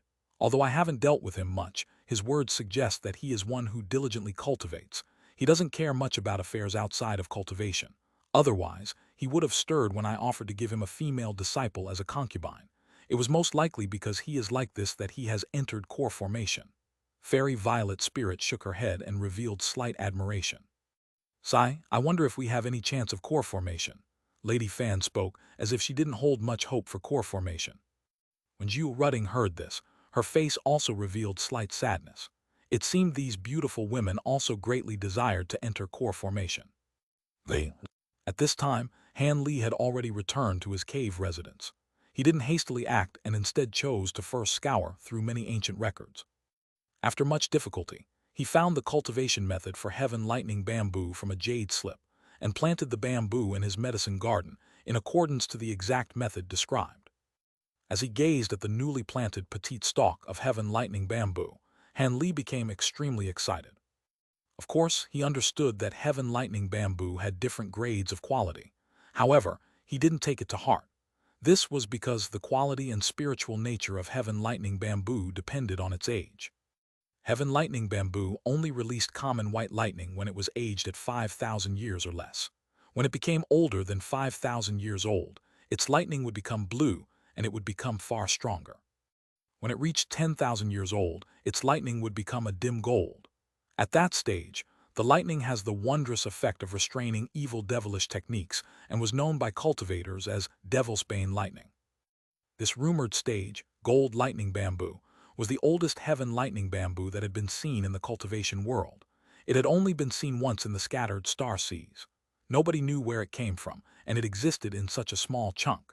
As a result, this item had caused much blood to be shed in the scattered star seas over several tens of years. While many great powers were covetously contesting for the item both openly and covertly, it had passed through the hands of countless cultivators. But in the end, no one had managed to refine it into a magic treasure. This was because the bamboo had made a sudden disappearance as mysterious and unfathomable as its strange appearance. This greatly angered many great powers at the time, and they continuously searched for it for a long time before gradually abandoning the chase. The magnitude of the previous dispute clearly displayed just how precious 10,000-year-old golden lightning bamboo was. And Li hadn't yet nurtured a spiritual object up to 10,000 years of age. Normally, medicine pills only required ingredients that were 2,000 years old at most. As such, this caused him to greatly anticipate nurturing the heaven lightning bamboo to gold lightning bamboo and made him feel slightly restless as well. In the following days, Han Li used the green liquid to mature the bamboo and started to take frequent strolls around Heavenly Star City's market. In addition to the spiritual wood that was required as its main ingredient, the bamboo cloudswarm swords required a few rare supplementary materials before being ultimately refined in his core flame. In addition, since these swords were a set of magic treasures, it required a far greater amount of similar materials. Although Han Li had already gathered a few of them, he didn't have enough to form a whole and had to continue his search. The scattered star seas were far more plentiful in materials than the heavenly south region. After bankrupting himself as a result of 2 years of liberal, unrestrained spending, he had managed to barely scrape together the items he required. For this reason, he couldn't help but put himself at risk of attracting attention by selling off his remaining rare demon cores. As of now, Han Li could only look at his near-empty storage pouch and let out a long sigh as he faced the sky. Refining magic treasures, especially a particularly good magic treasure, wasn't something an ordinary rogue cultivator could afford. One day, Han Li walked into his medicine garden with unconcealable anticipation. A few days before, he had dripped what should have been the green drop to age his heaven lightning bamboo to its 10,000th year. Han Li couldn't help but become excited upon thinking of the great power of the rumored gold lightning bamboo. When the bamboo was first planted, it had only been 2 inches long, but now it had undergone a massive change. It was now about a foot long with a body of glistening emerald green and was covered in a layer of faint rainbow light. After a moment of attentive examination, he summoned a short sword magic tool into his hand and shot it towards the bamboo as a streak of white light. An arc of faint golden lightning was released. With a pop, the short sword was struck away by the arc of golden lightning, turning it into a spiral of azure smoke before disappearing without a trace. When Han Li saw this, he immediately smiled and greatly rejoiced. He now wanted to find out what sort of amusing face Fairy Violet's spirit would make should she discover that the white lightning bamboo had turned into gold lightning bamboo. It was only a pity that he would never have the opportunity to see it. This was probably the most profitable exchange he had ever had since arriving in the cultivation world. Profitable, yes; exchange, no. Chapter 412, Small Green Bamboo Pavilion. As Han Li was basking in joy, he became somewhat curious. If he were to continue to mature the gold lightning bamboo, what transformation would occur? With that in mind, Han Li continued to drop the green liquid on the bamboo for several more months, but neither its power nor its appearance had changed. Even its height had stayed entirely the same without growing even a single iota. However, during this time, a young bamboo sprout began to grow at its side. Soon after dripping more of the green liquid on it, the young sprout grew more and more. After several months, a new complete stalk of heaven lightning bamboo had grown, appearing to be exactly the same as the original. Han Li was overly joyous as the development. To tell the truth, the original stalk of heaven lightning bamboo was barely enough to refine even a set of 12 bamboo cloudswarm swords. But now that he knew that the green liquid could produce young bamboo shoots, his dire shortage of raw materials was now completely settled. However, this only caused Han Li's ambitions to grow even larger. Without having to worry anymore about a lack of the core material, Han Li would no longer be limited to a set of 12 flying swords. He was now inspired to refine the greatest number of bamboo cloudswarm swords, a full set of 72. Although an early core formation cultivator lacked the magic power needed to refine and control such a large amount of flying swords all at once, Han Li wasn't in a rush. He could just slowly refine them one set at a time in accordance with his cultivation.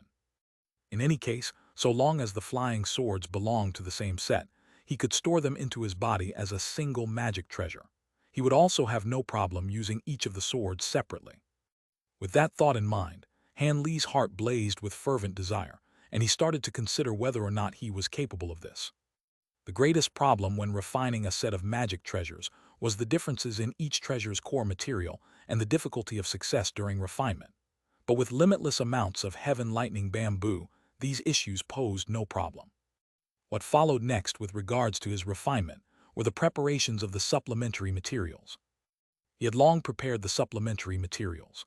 Fortunately, refining a set of 72 swords would consume the same amount of supplementary materials as refining a set of 12, so he didn't have to go look for more.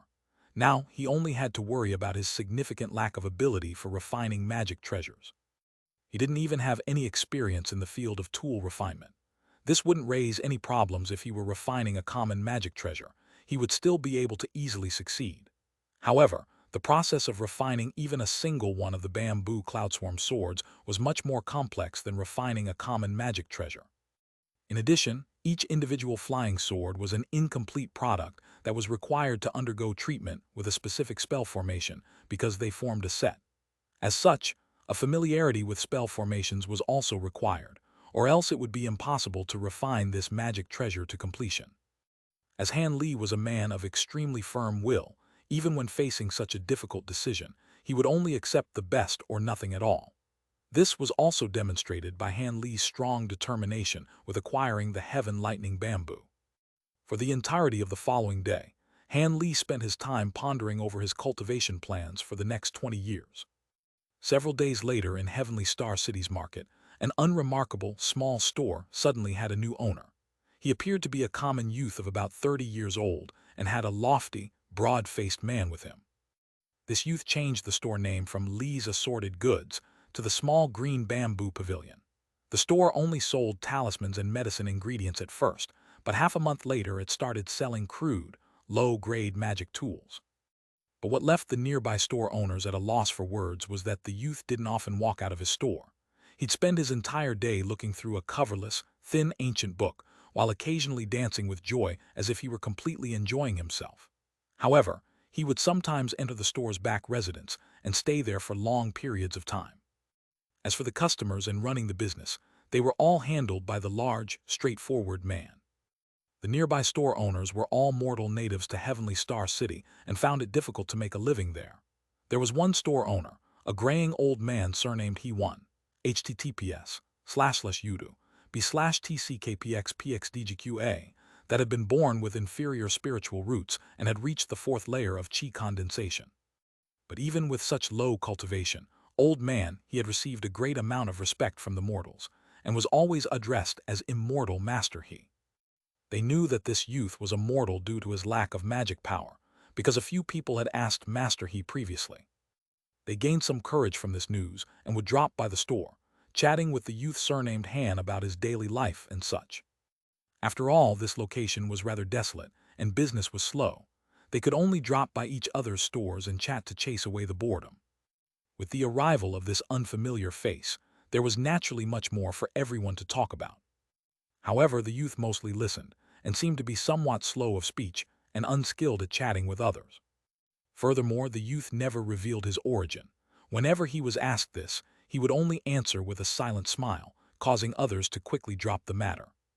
After several such trips, the others gradually lost interest and no longer visited the small green bamboo pavilion. This had actually caused the youth to let out a breath of relief. Of course, the youth and the large man were, respectively, Han Li and Crooked Soul in a disguise. Although Han Li used the most widely known Jianghu disguise techniques, it was still more than enough for mortals and low-grade cultivators. Han Li had not opened this shop to acquire a meager sum of spirit stones, but to temper his heart by immersing himself into the mortal world. He had also specifically chose this location in preparation for his study of the Tao of tool refinement and formation spells. Han Li hadn't been particularly experienced in these two disciplines, and had been too busy during his time as a foundation establishment cultivator to consider studying them. But now that he had reached core formation, his next goal was to acquire experience and knowledge in these two fields in order to be able to refine his magic treasure. As it would take quite some time to cultivate the heaven-lightning bamboo, he wanted to use this downtime to study Xianxia's experiences and the ancient formation spell records that Xin Ryan had given him. 2. In Chapter 351, before Han Li left the Heavenly South region, he was given these items by Xin Ryan on the condition that he later avenged Xianxia's death. To tell the truth, Han Li had always been very interested in tool refinement and formation spells. He planned to simultaneously study both fields for 20 years. He didn't hold any extravagant hope of becoming a genius in either field, but so long as he could acquire a modicum of skill, he would be satisfied. At the very least, he should be able to refine the simplest formation flags and plates. However, delving into this field wasn't a matter of only studying. It required hands-on practice. This resulted in Han Li accumulating a large pile of inferior magic tools with no method of disposal. It would be a waste to just throw them away, but there was no use in keeping them as they were nearly useless. In addition, in order to refine when he was suddenly inspired, he had to frequently acquire all sorts of odd materials. However, it was a hassle to make trips to the city market every day. As it so happened, the fourth layer of the Great Development Technique required the temperament of a mortal heart. Otherwise, he would suffer backlash from his inner demons while cultivating the fourth layer of the Great Development Technique. After some consideration, Han Li decided to purchase this store and tackle all the problems in one go. The location wasn't too noisy, and he wouldn't be disturbed during his studies of tool refinement and formation spells. As it was also in close proximity to mortals, he could personally see how they lived. In addition, he could purchase the materials he needed to refine magic tools and formation spells in a timely manner. Likewise, he could sell off the small items he created, even if it was just a small amount of them. After seeing a few low-level cultivators purchase some of his personally refined magic tools, Han Li's mood was greatly lifted. Of course, he would still take trips back to his cave residence every few days to mature his heaven-lightning bamboo, and to take care of his gold-devouring beetles and 2 bludgeoned spiders. But not long after, Han Li witnessed an astonishing scene in his medicine garden. When the child stalk of bamboo growing out his original stalk reached the age of 6,000 years, it fell off of the main branch for no reason. Its few leaves also cleanly fell off, and upon touching the floor, they immediately turned into leaves of pure, gaudy gold. Although he didn't know what purpose the leaves served, Han Li was unwilling to throw them away and just gathered them into his storage pouch. As for the emerald green stalk, he carefully placed it back into the jade paste box and put it away. After collecting 6 pieces, he would have enough to refine the bamboo cloudswarm swords. As such, Han Li restrained his magic power and began his worldly life after he inserted himself among the mortals of the secular world in an obscure corner of the market city. Apart from becoming engrossed in reading thin paper book copies of Jade slips, he silently observed the surrounding mortals' complex expressions and various emotions, and began to gradually appreciate them and recall a few memories. Chapter 413, Refinement. The lives led by mortals differed greatly from those led by cultivators. Mortals' lives were brimming with joys and sorrows, where the old withered and life was born anew. In a few short years of observation, Han Li began to recall feelings that he had long forgotten, both positive and negative. Regardless of the emotion, they still caused Han Li's mind to stir, allowing him a chance for introspection and to now understand these emotions from a cultivator's perspective. Likewise, his comprehension of formation spells and his skill in tool refinement gradually improved over a long period of time. Most notably, Han Li's store, the small green bamboo pavilion, had developed somewhat of a reputation in the area over the span of just 2 years. This was because cultivators were able to purchase a few inexpensive yet functional magic tools at Han Li's store. A few of the luckier customers were even capable of purchasing a few rare intermediate-grade talismans at the store. After this news spread locally, a few low-level cultivators immediately scrambled towards Han Li's shop. These magic tools and talismans had obviously been personally crafted by Han Li. Ever since he entered core formation, he was finally able to grasp the mid-grade magic techniques that he long desired. Although they were the lowest among mid-grade techniques, Han Li was still very satisfied with them. However, intermediate talisman weren't something that could be refined using common talisman paper. They could only be crafted by using the hide of rare demon beasts, but not just any hide would suffice. Each intermediate talisman had their own unique requirements regarding demon beast hides. Fortunately, Han Li had thought of this before he sold off his demon beast materials and had kept a large quantity of talisman materials. Otherwise, he would have had no way of refining the talismans despite grasped their magic techniques. Han Li first practiced using the lesser quality demon beast skins. After feeling that he was capable enough, he then moved on to refining a few particular talismans using rarer materials. The talismans that he practiced creating were all attack-type magic techniques. Every month or so, Han Li would put 1 or 2 of them up for sale in his shop and sell them to the first buyer. To a core formation cultivator like Han Li, these talismans were of little value as their power paled in the face of magic treasures. As such, he had no purpose to preserve them.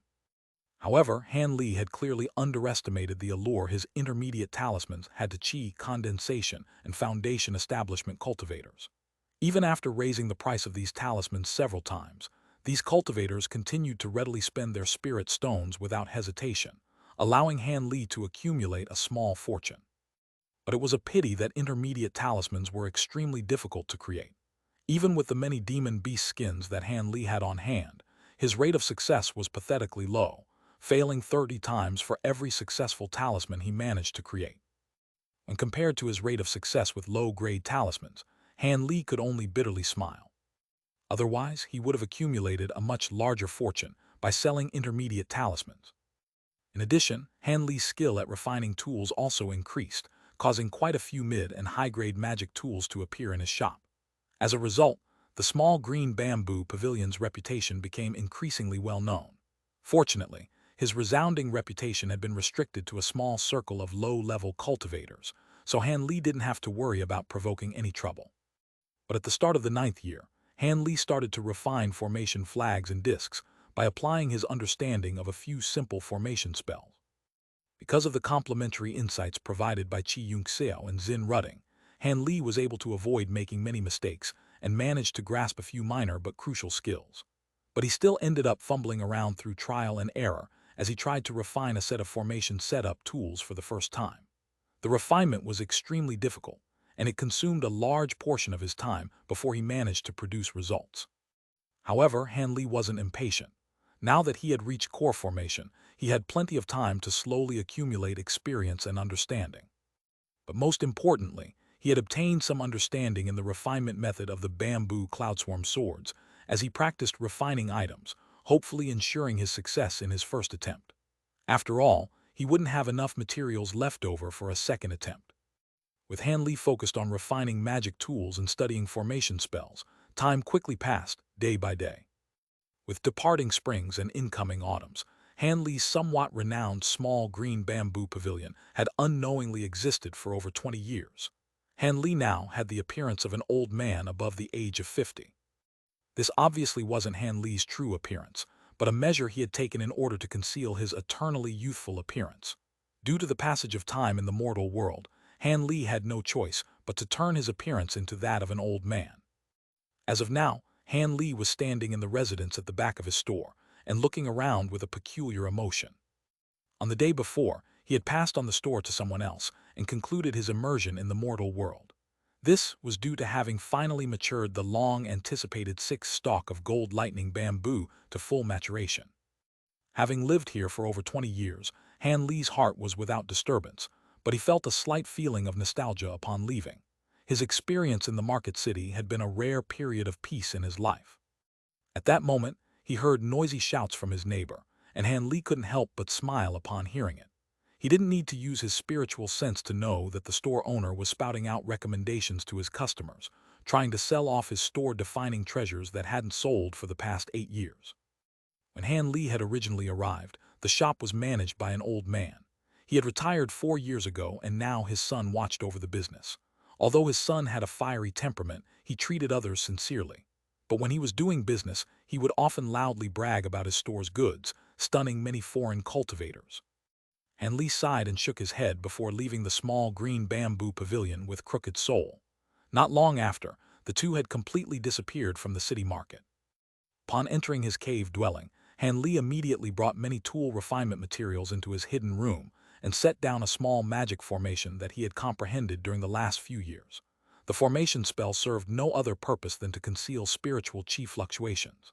As such, it was quite suitable for Han Li to use as he refined his magic treasure. He didn't want others to peek at him halfway through the refinement.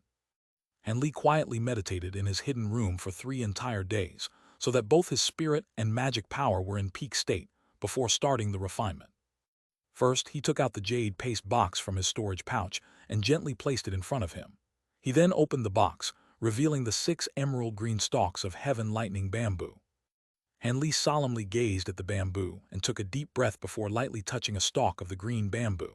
The foot-long heaven lightning bamboo suddenly flew out of the box and quickly stopped, motionlessly floating in front of his chest. With a serious expression, Han Li formed an incantation gesture with his hands, causing glistening light to flow around his face, gradually forming a layer of azure light. As the azure light grew increasingly dense, Han Li opened his mouth and spouted out a thin thread of azure core flame towards the heaven lightning bamboo before him. Crackle, an arc of faint golden lightning arced from the bamboo, forcefully stopping the core flame from approaching any closer. Han Li's eyes lit with consideration. The azure core flame immediately grew several times thicker and enveloped the bamboo and its lightning, starting the long process of refinement. Using one's core flame consumed a considerably large amount of spiritual power, but fortunately, Han Li came prepared. As he was releasing his core flame, he held onto a deep azure spirit stone and absorbed its spiritual chi. When the spirit stone started to insufficient, he casually took out a medicine pill and swallowed it. Although the medicine pill didn't immediately transform into magic power, it contained a great amount of spiritual power, giving Han Li the peace of mind of knowing that he was prepared for the coming war of attrition. After 3 days passed by, the heaven lightning bamboo's lightning had disappeared due to the lack of spiritual power from its main body. Without anything left to obstruct the azure core flame, Han Li started the process of smelting the heaven lightning bamboo. After several more days, the bamboo began to show signs of dissolution. Portions of its trunk began to emit a faint light, releasing densely packed, numerous small drops of variously colored liquids. Over 10 days later, the heaven lightning bamboo was finally dissolved of all its impurities, leaving a fist-sized ball of concentrated, dark green liquid. It appeared to be incredibly dense. Having seen this small amount of liquid, Han Li could only let out a deep sigh. He had to put in quite a bit of effort just to refine the heaven lightning bamboo. Han Li then withdrew his core flame and put away the spirit stone in his hand. Afterwards, he extended his 10 fingers and shot out 10 thin threads of spiritual chi from his fingers, penetrating into the green liquid. Soon after, Han Li started to shift his fingers, causing the spirit threads to rotate and to form the ball of liquid. Under the manipulation of the spirit threads, a small ball of green liquid separated from the main body that floated nearby. A second ball separated, then a third ball and after Han Li finished the last division of liquid, there were 12 equally sized green balls of liquid arranged into a circle. Chapter 414, Shaping. Han Li slightly narrowed his eyes and shook his fingers, cutting off the 10 spirit threads. He then patted his storage pouch, and 12 streaks of white light flew out, stopping underneath the floating balls of green liquid. The white lights faded away to reveal 12 small boxes, flawlessly crafted from white jade but only a few inches in size. With a light wave of his sleeve, the jade boxes all opened. Han Li then uttered, "Drop," causing the green balls of liquid to fall into their respective boxes. After resealing all of the boxes, Han Li was finally able to relax. Even with the aid of spirit stones and medicine pills, his magic power had been completely exhausted by the refinement. As such, Han Li quietly meditated for several days to return to his peak state, before continuing the refinement of the other stalks of heavenly lightning bamboo. 3 months passed in the blink of an eye, and Han Li had finally managed to refine all of his heavenly lightning bamboo into an extremely pure liquid. After a moment of rest, Han Li started to place down an extremely complicated spell formation in his hidden room. Han Li didn't know the name of this magic formation. He only knew that it was required to refine the bamboo cloudswarm sword. The Golden Page's refinement method had mentioned over and over that it absolutely had to be prepared. As a result, Han Li took extreme care when setting up the formation despite his familiarity with it, even while having practiced setting it up several times in the past. After all, a single error in the symbols could cause any number of mishaps to occur during the refinement. As such, it took Han Li half a month of great care to finish laying down the formation. Only after testing it by placing several mid-grade spirit stones around it and feeling that the formation worked as expected could Han Li finally relax. Han Li didn't set out to immediately start refining his magic treasure. Instead, he decided to leave his hidden room for the time being. After continuously making use of his core flame for half a year and maintaining full concentration up until now, Han Li found it difficult to continue, even as a core formation cultivator. He needed a change of pace, as the next step was the most crucial in the magic treasure refinement process. After Han Li left the room, he encountered a rather pleasant surprise. Under the irregular feeding with the rainbow skirt grass, the gold-devouring beetles had finally started to devour each other once more. Ever since the gold-devouring beetles numbered in the several tens of thousands, it was difficult to get them to lay more eggs and evolve using his small amounts of rainbow skirt grass. In addition, most of his green liquid in the past years had been spent on maturing the heaven lightning grass. It shouldn't have been possible for the gold-devouring beetles to undergo any change. However, after the heaven lightning bamboo maturation finished, Han Li had Crooked's sole focus on breeding the beetles. After all, Han Li still held large hopes towards these exotic insects. After Crooked's soul brought Han Li up to date, he immediately headed to the insect room. The surviving gold-devouring beetles had gold specks that enveloped less than half of their shells. He supposed that the next generation would have a slightly larger concentration of gold specks. But as Han Li gazed a while longer, his happy expression disappeared and was replaced with a frown. At this rate, it would be unlikely for the gold-devouring beetles to ever evolve to become fully golden. After every evolution, their number increases by several times, as does the amount of rainbow skirt grass that was required for their next evolution. As his green liquid could only mature so much rainbow skirt grass, it was impossible for the massive number of gold-devouring beetles to all evolve at once. It would take a very long, unknown amount of time before the next evolution would be possible. Han Li sank into deep thought as he stood outside the insect room. It seemed he would have to focus on breeding only a portion of them. Otherwise, he may never have the chance to see any fully golden gold-devouring beetles. With that in mind, Han Li suddenly came to a decision. However, this must be done after the gold-devouring beetles laid their eggs. Han Li could only set it aside for now and first focus on refining his magic treasure. As such, Han Li rested for an entire month before finally deciding on the day he would act. He first lit incense in his bedroom and prayed for 2 days, causing his heart to enter a state of tranquility.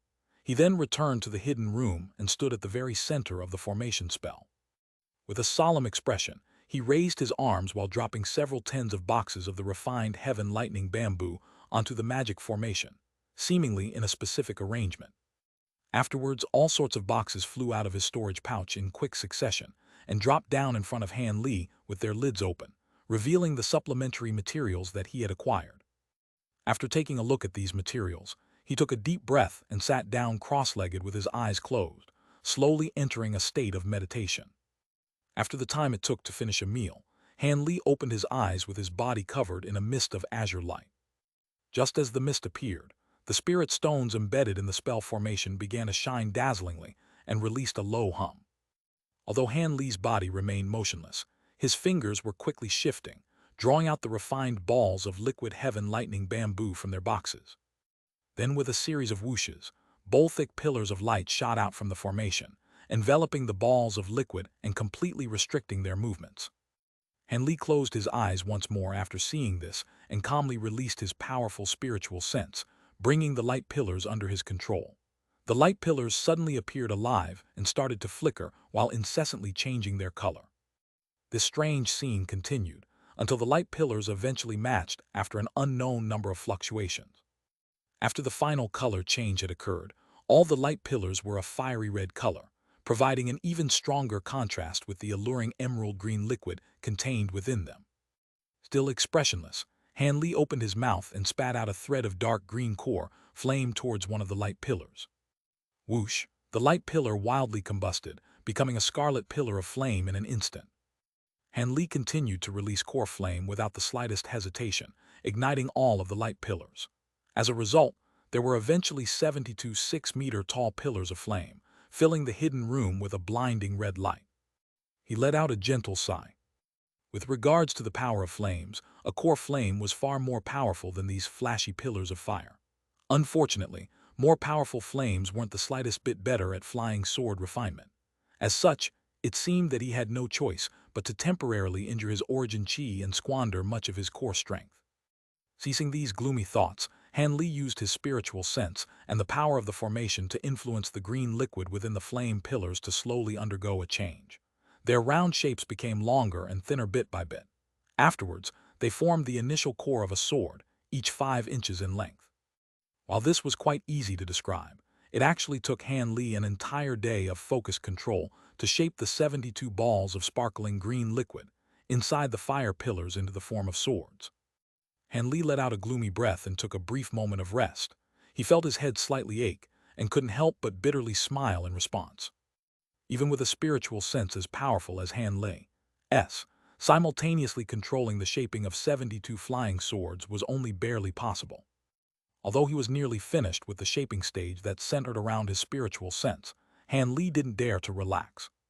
He formed an incantation gesture with his hands, causing the flame pillars to flicker several times before suddenly disappearing. Only the small, emerald green swords remained, floating in the air.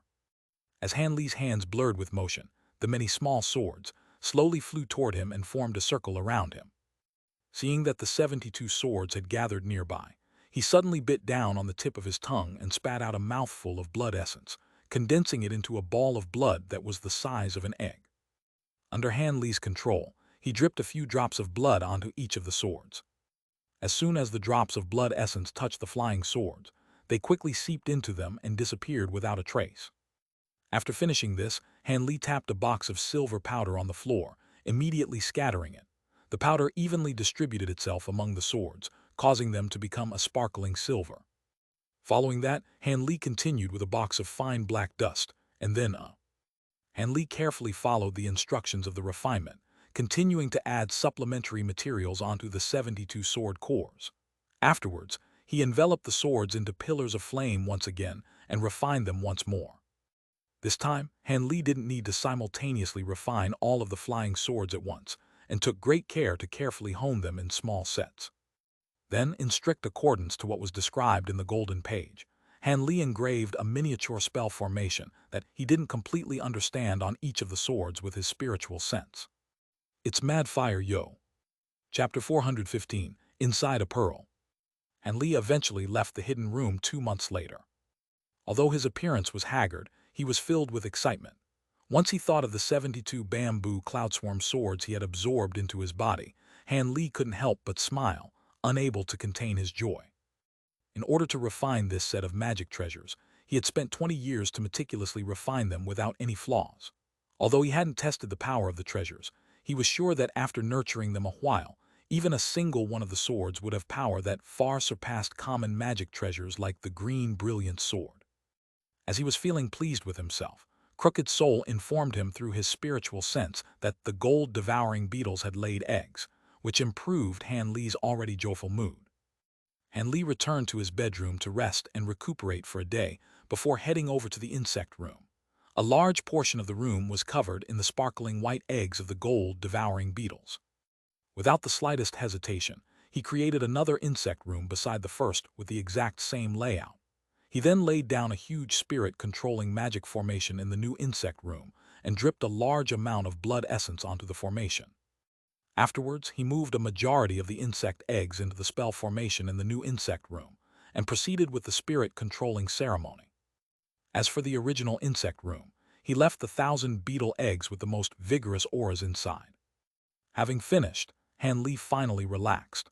While he was restoring his cultivation, he decided to pay a visit to a few nearby core formation cultivators he had previously befriended. While Han Li was immersing himself in the mortal world, a series of grand events had occurred throughout the scattered star seas, causing much unease and turmoil.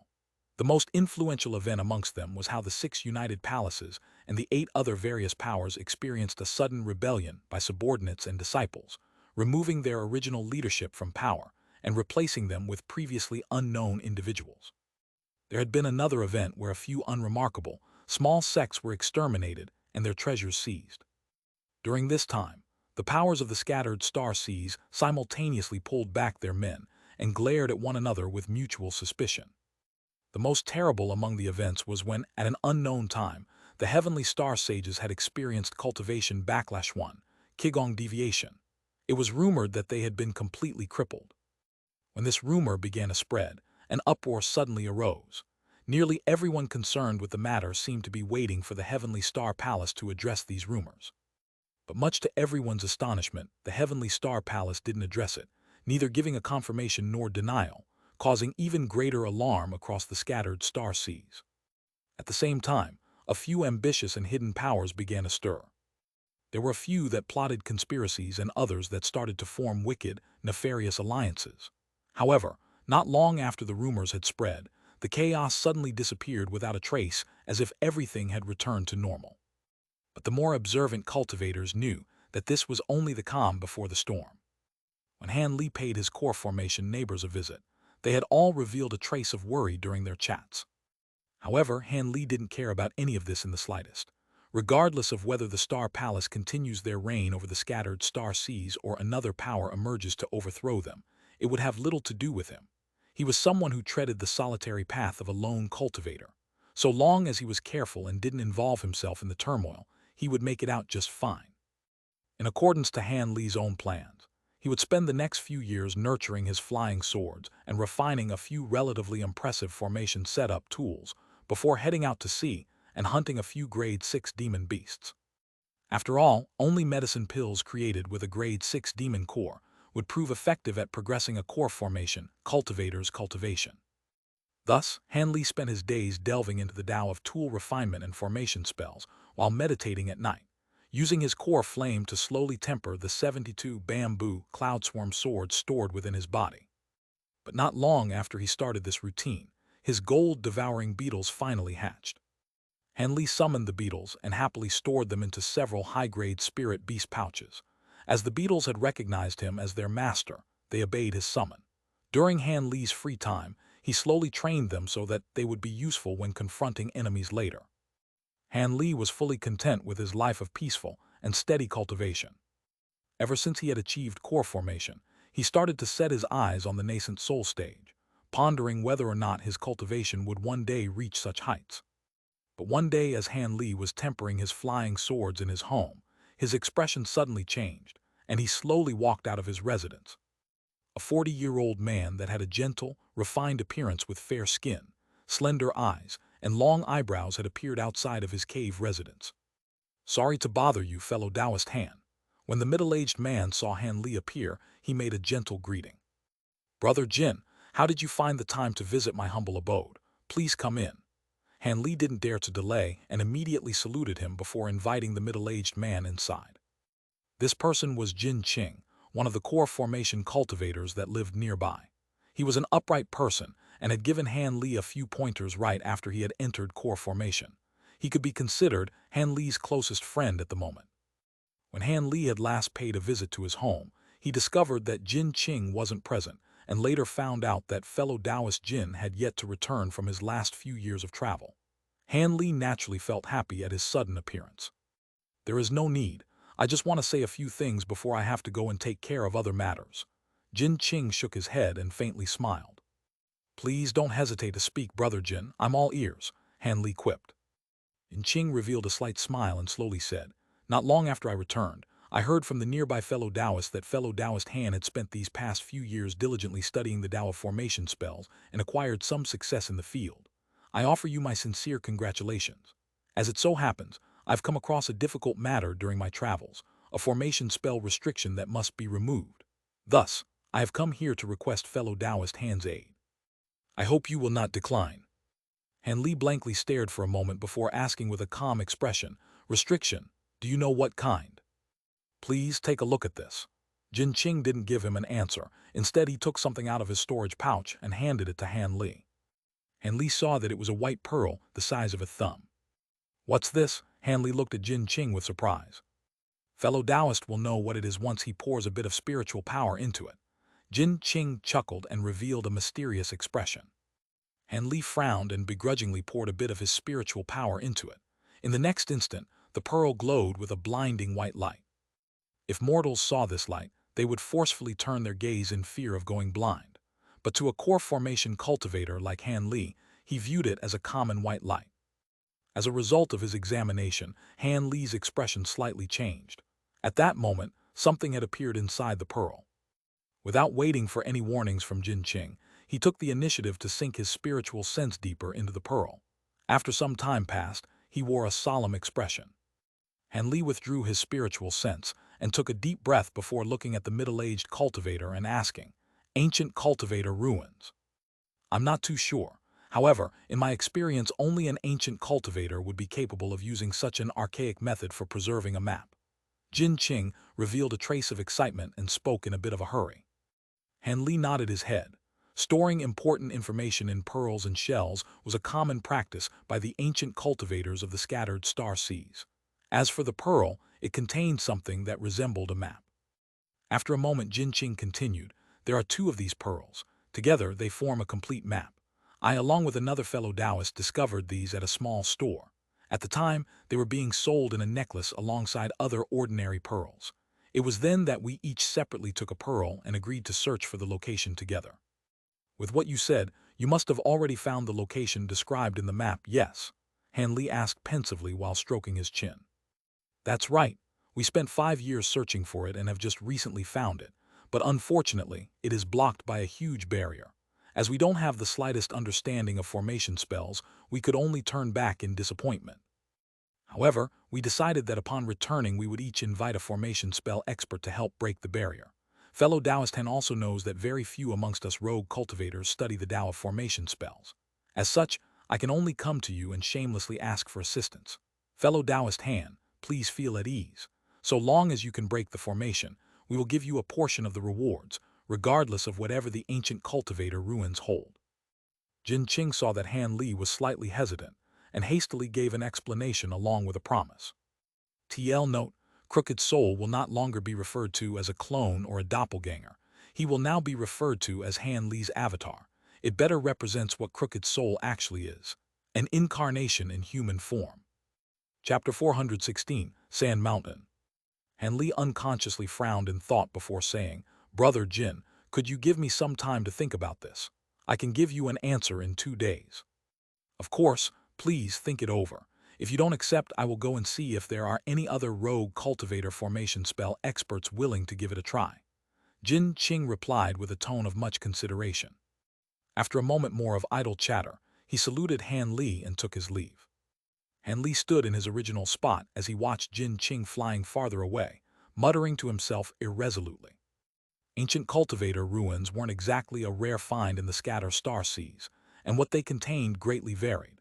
From absolutely nothing at all, cultivation insights from ancient cultivators, or even precious items such as previously extinct materials or magic treasures.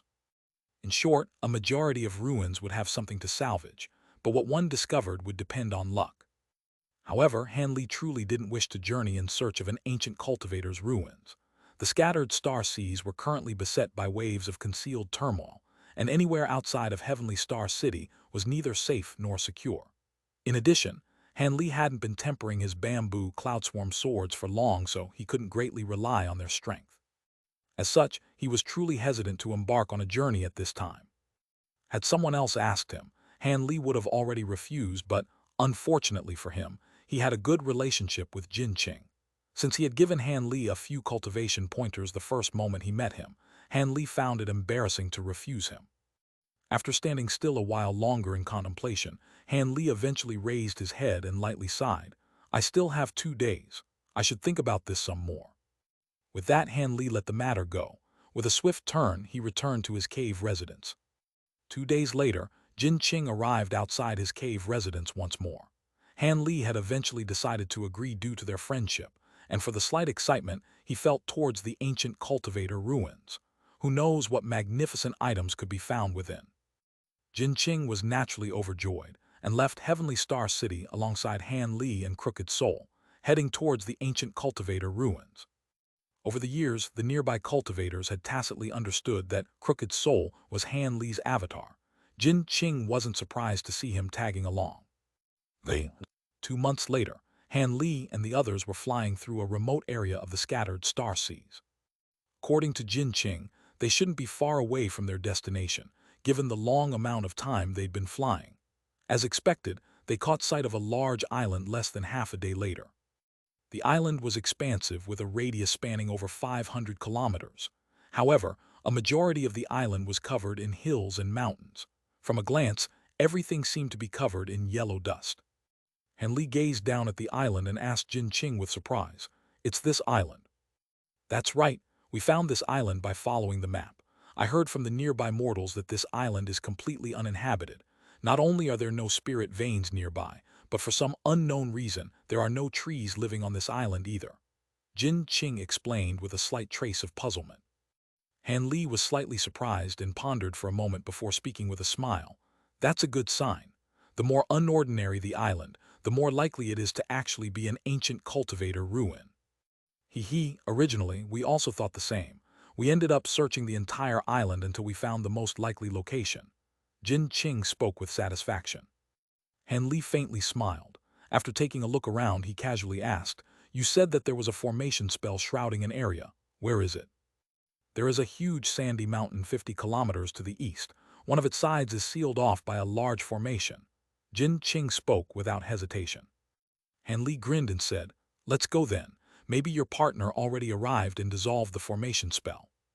To tell the truth, that wouldn't be bad. It would be much less troublesome. At most, they'd just take a larger portion of the treasures within. Jin Qing stroked his chin and wore a sly expression. When Han Li saw his expression, he involuntarily laughed. The two were only joking. Everybody knew that ancient cultivator formations weren't something that could easily be broken through without at least a month or two of trial and error. "Let's go, fellow Taoist Han. We'd better not keep them waiting," Jin Qing called out to Han Li before flying off in a streak of azure-white light. Han Li faintly smiled and chased after him, with Crooked Soul on their magic treasures. To a core formation cultivator, 50 kilometers was something they could easily traverse in a mere moment. A huge yellow mountain entered Han Li's sight. It was about 3 kilometers tall and was entirely covered in yellow sand. As there wasn't a single trace of green, it gave its viewers an awry feeling as if it were made entirely out of sandy yellow dirt. As they flew closer to the mountain, a gale suddenly blew, throwing sand and pebbles into the sky. The unending gale immediately caused the nearby area to turn pitch black, due to the dense layer of sand kicked up by the wind blocking the light. Han Li and company held no fear towards a sandstorm. With a flash of brilliance, their bodies were covered in a layer of light, allowing them to steadily fly forward. After flying through the sandstorm for 5 kilometers, it suddenly disappeared, and they were able to easily arrive at the base of the sandy mountain. Jin Qing then flew a small circle around the mountain with Han Li, eventually arriving at several, extremely crude stone buildings. It seemed that they were built by using a stone transformation technique, as the buildings all shared the same monotonous gray. Before anyone had descended, the door to one of the buildings opened with 2 men and 1 woman walking out.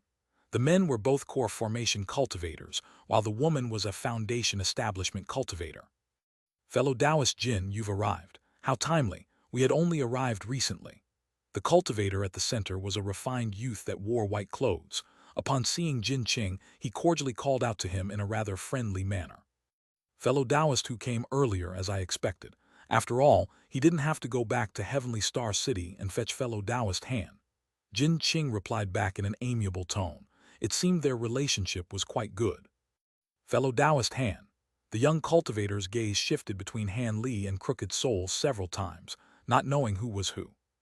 I am Han Li. This person is my senior martial brother Crooked Soul. Han Li cupped his fists towards the youth and smiled. On his journey here, Han Li had come to an agreement with Jin Qing that it would be best to conceal the fact that Crooked Soul was his avatar. Han Li also discovered that while this cultivator who appeared young with smooth and taut skin, there were wrinkles at the corners of his eyes. It seemed that while his age was quite old, he was good at maintaining his appearance. This cultivator, who should be the cultivator that had simultaneously discovered the two pearls with Jin Qing. I am Hu Yue. Although this is the first time I've seen you two, I hope that we will exchange cultivation insights in the future, as there are far too few rogue cultivators that are capable of reaching core formation. Hu Yue was quite adept at socializing. With only a few words, Han Li had already acquired a decent impression of him. Afterwards, he introduced the other two to Han Li. Two are Fairy Shi Dai one. Her name, Chinese letter Shi Dai, pronounced Da, literally means stone butterfly, and Brother Giant.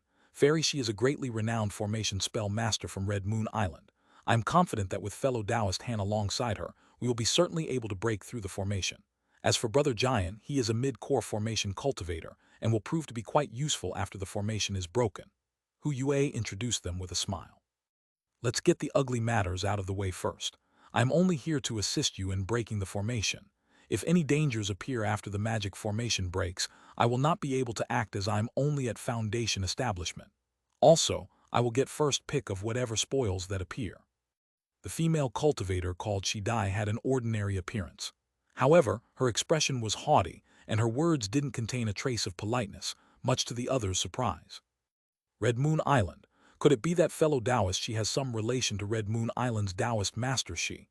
Jin Qing asked with a hesitant appearance. After glancing at Jin Qing, she gave an indifferent reply. He is my father. Since it is like that, we will agree with your conditions. Upon hearing her reply, he gave an immediate response, causing Han Li to look at him in astonishment. Han Li then heard Jin Qing's voice transmission. Fellow Taoist Han, Taoist master, she had treated me with great kindness long ago.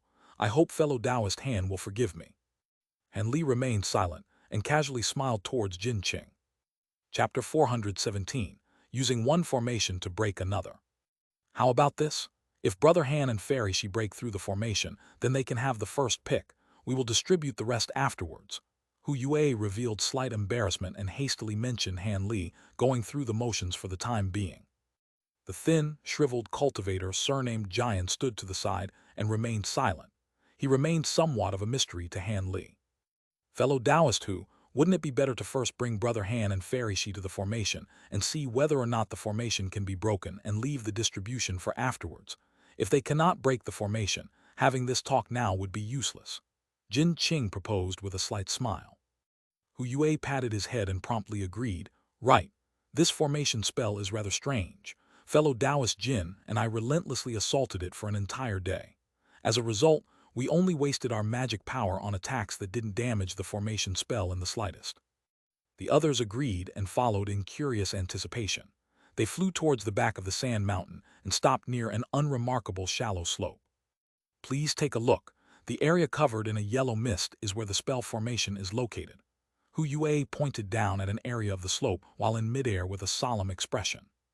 The others didn't need it pointed out, as there was a huge, dense yellow mist that resembled a huge beast quietly crouching in wait. It gave them an incomprehensibly strange feeling. It seems to be a dual attribute earth-wind formation spell. How interesting. Upon seeing the formation spell's grandeur, Shi Dai's eyes immediately brightened with excitement. Han Li was brought back to attention upon hearing her and looked at her before turning his attention towards the formation spell. Not long after, his expression became solemn. This formation spell was indeed a wind-earth dual attribute formation spell, as the woman had said. At his current level, it would prove quite troublesome to break through it. At that moment, Shi Dai slowly descended to the edge of the spell formation and enthusiastically took out a strange magic tool. She stroked the disc-shaped magic tool before pointing it towards the yellow mist and shooting out a green beam of light. The beam then disappeared without a trace into the formation. Dai frowned as she took out a fiery crystal ball and rubbed it with her hand several times before sending it into the yellow mist as well. But after flashing several times with red light, the crystal ball was also submerged into the dense yellow mist. At this point, the female cultivator's complexion turned slightly red, involuntarily revealing an expression of worry. She continued to probe the formation spell with another 8 different magic tools. However, apart from a yellow copper mirror that was able to shine through an area of the mist, none of the other magic tools had any effect. Having seen this, the rest of the party looked at one another and couldn't help but fly down onto the slope, approaching the woman. After a moment more of observation, Han Li saw that the woman wanted to continue sending off magic tools and couldn't help but inwardly sigh. He gently asked, "Fairy Shi, how about you let me give it a try?" "Humph, if fellow Taoist Han has any tricks, do not hesitate to make use of them. This young woman will not stop you." From her tone, it was obvious that Fairy Shi had become frustrated. Han Li became slightly annoyed, but he maintained a calm appearance. Without paying her any notice, he patted his storage pouch and took out over a dozen small flags of various colors. They then surrounded Han Li and began to slowly revolve around him. Formation flags. Upon seeing the small flags appear, Jin Qing astutely called out the name of the items. The others gazed on in astonishment, not knowing what Han Li intended to do with the formation. Han Li didn't pay any attention to their amazed expressions and just pointed to the formation flags. The formation flags then flew off in streaks of brilliance above the yellow mist. In accordance to the arranged pattern, they floated above the mist in a shape vaguely resembling the Big Dipper. Big Dipper Heaven-Earth Formation. Dai recognized the formation by the flag's arrangement and revealed slight amazement. Right after she spoke, the formation flags began to let out a series of low, long hums. They then each shot out a beam of light, joining together as a concentrated, thick pillar that shot down towards the yellow mist. Soon after, it completely disappeared. Having seen this, the others turned their gaze towards the yellow mist, but saw that there wasn't the slightest irregularity. "Brother Han, this is..." Jin Qing couldn't help but want to ask about a few of his doubts before he was interrupted by a sudden occurrence. The originally still, unaffected mist suddenly released a muffled pop as if water were boiling inside of it. The mist started to roil as if a flood dragon were overturning them from within. It appeared as if the mists were suddenly alive. At that moment, Han Li's eyes were radiant, and he shot out several magic seals towards the floating flag formation. Soon, the formation flags began to shoot out a continuous, concentrated beam of multicolored light. Not long after, another astonishing scene occurred. The rolling yellow mist started to rise and fall in rhythmic fluctuations and began to form countless protrusions that were the size of steam buns. The protrusions became larger and taller as time passed, as if a monster were about to fly out from within. When the others saw this, they felt aghast and involuntarily took a few steps back. Fairy Shi hastily ran back 40 meters with a changed expression, before stopping and turning her head around. Bang bang! A series of deafening booms came from the yellow mist. The cultivators had earlier put up their guards. They all hastily readied their defenses and stood firm, watching as the mists heavily swayed as if they were being blown about by violent storm winds. Only Dai looked on in anticipation, while all the others were fearful. The extremely dense mist didn't end up expelling anything at all.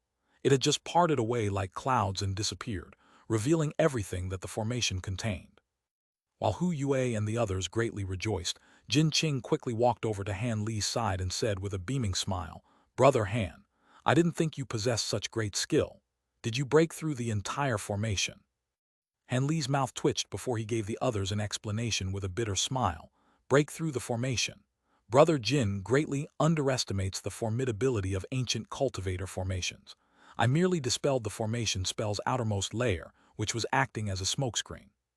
Jin Qing was slightly disappointed to hear this, but without waiting for him to speak, Hu Yue suddenly spoke with joy. "Haha, that's fine. Take your time, we have plenty. Now we have some confidence that this formation can be broken through after all." Jin Qing blankly stared for a moment before agreeing with slight embarrassment. "Right. Us cultivators have no shortage of time. I was just being impatient." At that moment, Dai's haughtiness disappeared without a trace. She gave a deep bow to Han Li and sincerely said, "This young woman is truly ignorant. I truly didn't think that Senior would take such an original approach in using formations to break formations. It has widened Junior's perspective. I hope Senior Han will provide some guidance on the Tao of formation spells." Han Li had returned the gesture with slight surprise. This sudden turn of events had greatly changed his impression of her. "This was but a minor trick. In truth, I actually don't hold much understanding towards formation spells," Han Li replied with a calm expression. Han Li was being completely truthful. Were it not for her pointing out that the formation spell was a dual earth-wind attribute, Han Li would have had no way of knowing how to start and break through the illusion formation. Han Li had only spent a mere 20 years researching formation spells. As such, his knowledge was quite limited. He had merely absorbed most of the theories of formation spells without gaining a deeper understanding. The reason why he was able to make use of such a carefully prepared strategy, like using the Big Dipper Heaven-Earth formation flags to break the formation, was simply due to his confidence regarding Xin Ruding's genius in formation spells. Among Xin Ruding's experiences, she had included the ingenious methods she had used to break through many different kinds of formation spells. Despite Han Li's lack of understanding, he had made a reckless attempt. However, this technique was extremely clever and had deeply shocked the others.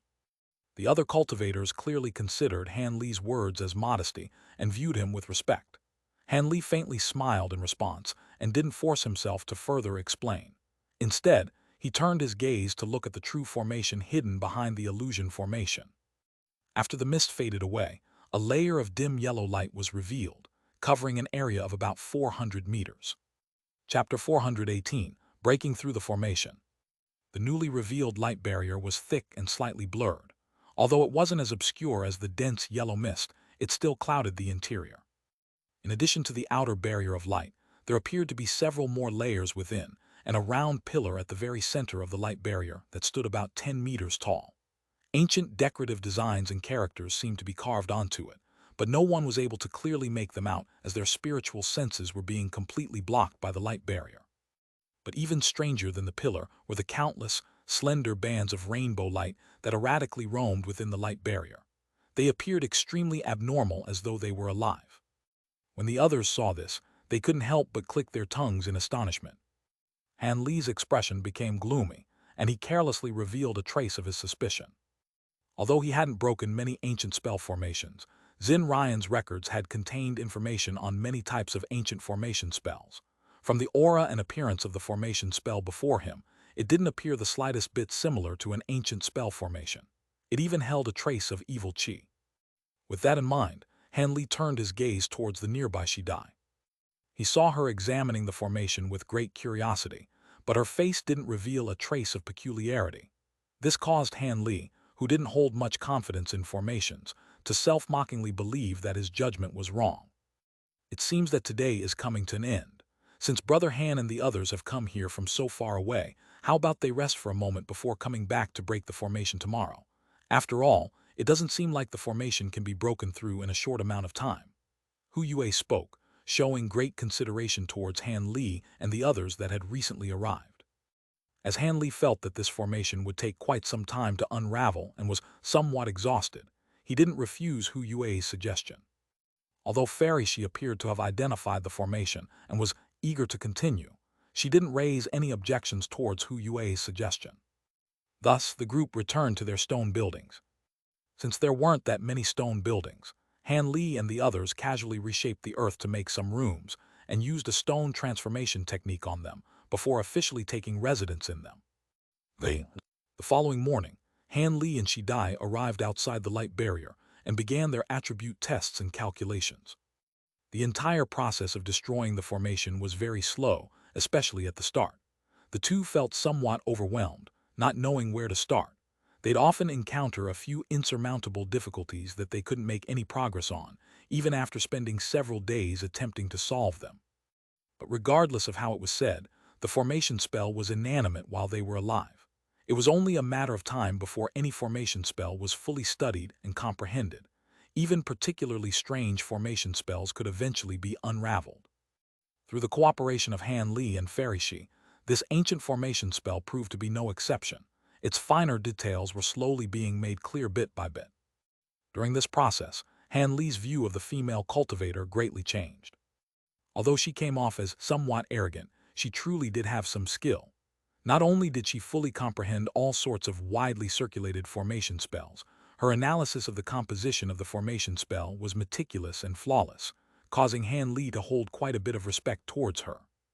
Although Han Li saw that her accomplishments in the theory of formation spells weren't as impressive as Xin Ryan's, she wasn't that far off.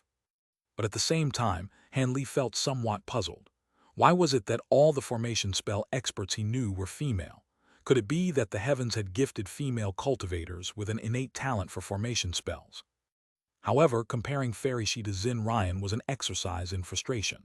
Although Fairy Shi's grasp on the theories were clear, she possessed far too few formation-breaking methods. She would merely alternate through several kinds, and if none of them had any effect, she could only stare helplessly. And Li clearly knew his own limitations well. A mere dabbler in formation spells like himself was far inferior when compared to this woman. Understanding this, he never disputed anything the woman said and bluntly made use of Xin Ryan's formation-breaking tricks in accordance with what she said. In response to his actions, the woman became rather impressed by him. As a result of these events, Han Li and Fairy Shi developed a tight coordination. After the female cultivator analyzed the weak points of the spell formation, Han Li would then think of a way to break through. Not only did their speed at unraveling the formation substantially increase, they learned much regarding what they were lacking from one another, to both their satisfaction. As for Jin Qing and the others, they were unable to contribute for the time being and obediently meditated in the stone buildings, quietly waiting for the two to break the formation. 3 months later, Han Li and Shi Dai called the others over to the slope. In their last few days of toil, they had nearly managed to break through the great formation. Now, only the last restriction remained. Once it was gone, the strange stone pillar at the center would be completely revealed. The light barrier's appearance was now very different from when they started. Not only had it shrunk to less than half its original size, its original dim yellow had turned into a fiery scarlet red. After approaching it, one would feel a scorching heat being emitted. But what was more baffling was that the countless bands of rainbow light within the light barrier had now turned into winged fire serpents. They endlessly roamed the area within the light barrier and continuously spouted out thin flames. What kind of demons are they? When Jin Qing saw them, he couldn't help but ask in surprise. The others also gazed on with astonishment. Fire attribute winged demon spirit fiends. They are rarely seen and only appear in extremely peculiar areas. It has an extremely short lifespan, lasting only several hours before fading away. However, their innate demon flames are no less powerful than a core formation cultivator's core flame, and their favorite foods are the souls of mortals and primal souls of cultivators. They will be very troublesome to deal with. The final restriction has obviously transformed the area into a triang field, allowing the fire spirits to continue to spawn. If any cultivators forcefully broke through the restriction without knowing this, they would surely fall prey to the winged fiends. Shi Dai proudly explained. After all, very few people knew of winged fiends, but she was able to instantly recognize them. Winged fiends. When Jin Qing and the others heard that the demons were capable of swallowing their primal souls, their expressions couldn't help but change. Since you've told us this, you too must have a method of breaking through. Please do not hesitate to give us instructions. The taciturn cultivator, surnamed Jian, suddenly spoke. The others were slightly surprised upon hearing this, and turned their gazes to Shi Dai and Han Li. Han Li faintly smiled but remained silent. Shi Dai then grinned and spoke in a lovely voice. Senior Han and I had quite a headache at the start, but after many days of discussion, we eventually thought of a safe method to break through the restriction. However, this requires the assistance of your strength. Although this woman's expression was calm, her melodious voice caused her to appear more charming. Fairy Shi, please tell us. We will definitely follow your and Senior Han's instructions. Hu Yue spoke with a chuckle. Shi Dai then bluntly gave out her orders. To break through this formation, we require the simultaneous assistance of many water attribute magic tools. We've already collected several of these tools. We only require you all to grasp these magic tools and stand where we say. Once Senior Han breaks the formation, you fellow Taoists will use your magic tools to eliminate the winged fiends that escape. At the side, Han Li added on, everyone, under no circumstances should you use your magic treasures to attack the demon spirits. These innate fire spirits will pose a great problem if we allow them to get too close to us. It will be too late by the time you want to run. Having seen Han Li's solemn expression, Hu Yue and the others looked at each other and agreed with shivering hearts. Afterwards, Han Li took out a small ruler, a small hammer, and a small pitchfork, giving them to Jin Qing, Crooked Soul, and Cultivator Jian respectively. As for Shi Dai, she handed over a blue scarf to Hu Yue.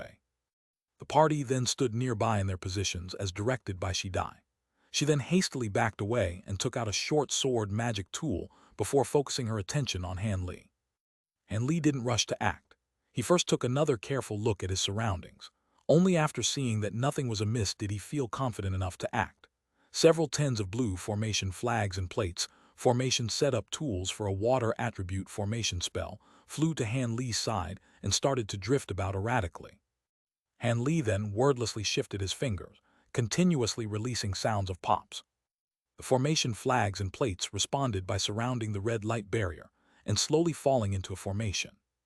The formation flags directly inserted themselves several inches deep into the earth, and the formation plates steadily floated several inches above the ground, forming a formation spell with a firm appearance.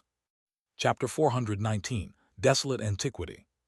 After the formation flags and plates were appropriately arranged, Han Li took a deep breath and was about to cast a technique before being interrupted by the sounds of whistles coming from the horizon. A blue radiance flashed through the horizon, followed by a blue streak resembling a flood dragon quickly flying across the ocean. In the blink of an eye, it arrived above them. Once the light faded away, an eccentric wearing dual swords on his back was revealed. Upon seeing his appearance, the others were startled.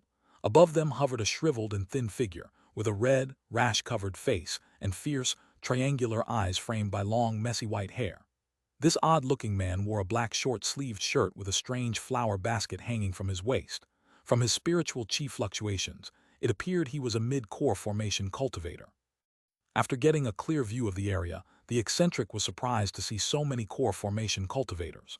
But after his gaze fell onto the red light barrier and Han Li's formation set-up tools, his expression greatly changed. "Are you juniors seeking death? You dare to take advantage of this island lord's absence to pry into his project. Hurry up and get off this island," the eccentric yelled with an ominous glare. "Island lord, this is yours." Hu Yue and Jin Qing looked at one another for a moment while Han Li and the others were at an even greater loss. This wasn't an uninhabited island. Hu Yue frowned and calmly asked, "Fellow Taoist is the lord of this island?" "Obviously, I have already been this island's lord for several hundred years," the eccentric replied without a trace of politeness. "That's odd, my brother Jin and I never caught a single glimpse of you on our last trip here," Hu Yue stated in a calm manner. "What? You've already come here once? Humph, it's the same as the current situation. You came here while I was preoccupied with matters off the island." The eccentric glared at them with even greater anger. Hu Yue sneered and derisively said, "So you're saying that you are the sole inhabitant of this island? Then your esteemed title of Island Lord is self-conferred." As the restriction before him was about to be eliminated, Hu Yue was unwilling to pay any attention to the eccentric before him. "Humph, stop equivocating. In any case, you've performed the grave crime of destroying these restrictions. Since you don't wish to leave, then I will help you remain here permanently." Suddenly, the wicker basket on his waist turned into a streak of chilling white chi, shooting straight towards Hu Yue. This time, Han Li and the others were the ones to be surprised. Had this person gone mad? Did he not see how many core formation cultivators they had on their side? Was his mind addled? Hu Yue responded in furious alarm. With a wave of his sleeve, two red lights shot straight towards the incoming white mist. With a muffled pang, the white mist was scattered and dissipated in every direction. "It seems this dog's bark is bigger than his bite." Hu Yue relaxed upon seeing the mist scatter and bluntly made some cutting remarks. The eccentric remained silent but strangely smiled. Hu Yue's heart trembled and his expression suddenly changed before yelling, "What's going on? My flying knives!" After breaking the white chi transformed from the basket, the two flying knives were tottering in their original place as if they were failing. Afterwards, the scattered white chi quickly reassembled itself, and with a flash of radiance, it reformed back into its appearance as a flower basket. The two flying knives were trapped inside the flower basket while enveloped in the white chi, incapable of breaking free. Hu Yue looked on in disbelief as his magic treasure was restrained. The others also paled in response. However, the eccentric didn't give them any time to think. He coldly laughed and his shoulders flashed with light, shooting down 2 streaks of gray swordlight towards Hu Yue. As he was next to Hu Yue, Jin Qing naturally found it embarrassing to just stand idle. He flicked his hand and threw out a small block stamp which grew larger as it smashed towards the gray light. With a clap of thunder, the 3 magic treasures released brilliant flashes of interwoven colors. At that moment, the cultivator surnamed Jian looked at Han Li and Crooked Soul before silently raising his hand and shooting a pitchfork glowing with black and white qi towards the eccentric. Han Li inwardly sighed. Since everyone else had acted, he and Crooked Soul could no longer just stand idle and had to join them against the eccentric. With that thought, Han Li and Crooked Soul released their immemorial bowl and green brilliant dagger, sending them into the fray. When the eccentric saw this, he didn't reveal any fear. Instead, he bellowed in savage laughter and spat out a pearl of black blood towards their magic treasures. A huge series of explosions rang out, greatly going against their expectations. The bead had released a black radiance just as their magic treasures touched the bead and exploded, causing great spiritual damage to the magic treasures and all of their lights to immediately dim. The cultivator surnamed Jian felt great heartache and appeared extremely regretful. His hands formed into an incantation seal to retrieve the flying pitchfork. From that strike, he would need to nurture it in his primal soul for about a year before recovering to normal. However, he was late in retrieving his magic treasure. As the eccentric coldly laughed, his wicker basket flashed with white light and suddenly shot towards the magic treasures in a streak of white light, entrapping them within. The cultivator surnamed Jian suddenly thought of something upon seeing this and yelled out in despair, "An ancient treasure! You're using a desolate antiquity." Han Li was stunned upon seeing this. A desolate antiquity was in fact a magic treasure refined by ancient cultivators. This type of magic treasure had a single divine ability, but its power was immense and incomparable to the power of common magic treasures of the present. The magic treasure refinement methods and the materials of antiquity were substantially different from those of the present. Their treasures were incapable of being withdrawn into the body and could only be carried physically like a magic tool. This was also the only method of differentiating the desolate antiquity from common magic treasures. Having now seen the abnormality of the flower basket, and recalling that the basket had been hanging from his waist at the start, it was impossible for him to not realize the true identity of this magic treasure. As for the heaven-opposing spears that were used on the infant carp beast used by the 6 united palaces, they were also desolate antiquities that had been passed down. Although Han Li was somewhat startled by the announcement of this ancient treasure, he had many killing moves up his sleeves. Still, he didn't take the initiative to act as he was convinced the more tricks he kept hidden for later, the easier it would be to effectively deal with the upcoming moments of danger. In addition, he clearly understood that even if the enemy had an ancient treasure, he wouldn't be able to easily deal with so many allied core formation cultivators. It would suffice to only display the ability equivalent to a common core formation cultivator. With that thought, apart from using the entirety of their control to wrench their magic treasures away from the white qi, Han Li and Crooked Soul didn't take any unusual actions and watched on with a detached gaze. He was confident that someone else would inevitably take the initiative. As he had expected, Hu Yue and the others revealed a trace of joy upon hearing that the flower basket was an ancient treasure. Since the eccentric had taken the first move, it was only proper for them to loot the treasure after they joined hands and exterminated him. Thus, after a moment of hesitation, the cultivator surnamed Jian formed an incantation gesture with his hands, causing 3 streaks of black light to emerge from his storage pouch, 3-meter-tall black banners with a murderous aura. He then opened his mouth, shooting out a thread of black qi towards the black banners. The banners released a series of ghostly wails, causing the other cultivators to become shaken and overwhelmed. Meanwhile, Hu Yue bluntly abandoned his attempts to regain control of his flying knives and twisted his hands together, releasing a burst of thunderous azure lightning strikes. With raised eyebrows, Jin Qing suddenly cast a magic seal towards his magic treasure, causing his white block stamp to release a dragon's cry and increase in size several times over. Having seen the 3 make such great displays of might, Han Li inwardly grinned and reckoned that the eccentric was about to suffer a great blow. But despite displaying slight surprise upon seeing the 3's vicious attacks, his sneer soon returned. He tore off his short-sleeved shirt and revealed his bare upper body. Han Li nearly bit his own tongue in surprise. Aside from his shriveled chest, Two fist-sized human skulls were biting down on each side of his abdomen. Each of the skulls were jet black and had long, messy hair. In addition, the skulls wriggled incessantly as if they were alive. At that moment, the thunderous azure lightning and the three black banners had entered the eccentric's sight. He lightly extended two of his fingers and started to speak an odd incantation. The two human skulls began to release low, muffled sobs before flying away from his abdomen and biting off the eccentric's two extended fingers. They then excitedly charged forward to meet the thunderous lightning and the black banners. Chapter 420, The Might of the Gold-Devouring Beetles. Han Li was startled when he saw the human skulls and was reminded of the Six Devil Dao Sect's Ghost Spirit Sect. The Ghost Spirit Sect disciples used human skull-shaped magic tools to attack, but they were merely inanimate objects, unlike these black skulls that seemed to have a life of their own. Han Li experienced an even greater shock when he saw that the three black banners were already flying towards the skull. The cultivator surnamed Jade loudly shouted and pointed to his banners, causing them to shoot out a dense number of black threads. The threads then intertwined to form a huge net before rushing towards the incoming human skull. The threads were extremely fine and glossy. They also carried a faint black chi that was clearly unordinary. Upon seeing the black threads release themselves, the skull's eye sockets flashed with red light, and it erratically closed and opened its mouth before countless wisps of dark green fire surged out from its mouth. Upon contact, the countless black threads instantly combusted as if they had met their nemesis, quickly turning into rising clouds of azure smoke. The cultivator surnamed Jade greatly paled at the sight and hastily formed another incantation gesture, wanting to activate another divine ability of the black banners.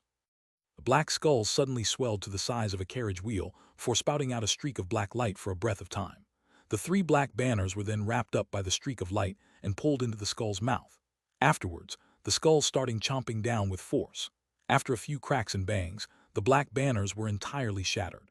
At the same moment, the cultivator surnamed Jade turned deathly pale from feeling his connection to the black banners sever. "Demon, you dare to destroy my treasures!" The cultivator Jade shouted out in furious alarm, but his eyes betrayed a sliver of fear. Although the others were unaware, he fully understood that the three black banners were desolate antiquities. It had previously dealt with many formidable opponents, but now it had unexpectedly met its end in a freakish skull's mouth. At that same moment, Hu Yue's thunderous lightning was drawn into the other skull's mouth and was rendered completely ineffective. Hu Yue and cultivator Jade took a mutual glance at each other and couldn't help but feel an urge to retreat. This had also left Han Li astonished, and he now realized why the eccentric dared to fight against a group of cultivators. He had much to rely on. Not only did he possess many magic treasures, but each of them possessed remarkable abilities. It seemed that if he did not lend them any assistance, they would suffer a great defeat and be forced to retreat. And Li didn't wish for that development as he had spent several months of effort on breaking this great formation. He was unwilling to allow this outsider to spoil his efforts now that he was on the verge of success. Additionally, although Han Li didn't want to risk making a clumsy display, he wanted to test the power of the gold-devouring beetles and see whether or not they deserved their ranking on the list of exotic insects. As the eccentric before him was an unordinary core formation cultivator, he seemed to make for an ideal test subject. With that thought, Han Li took another glance at the fray. Hu Yue and the others were flusteredly flying around in the sky, bombarding the two skulls that were chasing them with low-grade magic techniques. They clearly understood that common magic treasures would have no effect on those demonic items and could only cease their offensive for the time being. As for Jin Qing's large white block seal, it hadn't shown itself to be particularly powerful. It had found itself dragged into the flower basket after being wound around by the white chi when he had least expected it, causing Jin Qing's face to be laced with sweat. As for Crooked Soul, who was at his side in the Foundation establishment Shidai, they were only able to gaze on, incapable of providing any assistance.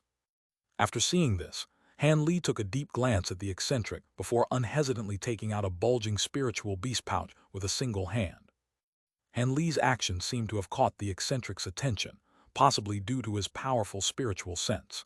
He immediately focused his attention on Han Li and fished something out from his bosom with an ominous expression, as if wanting to take out another magic treasure to deal with Han Li.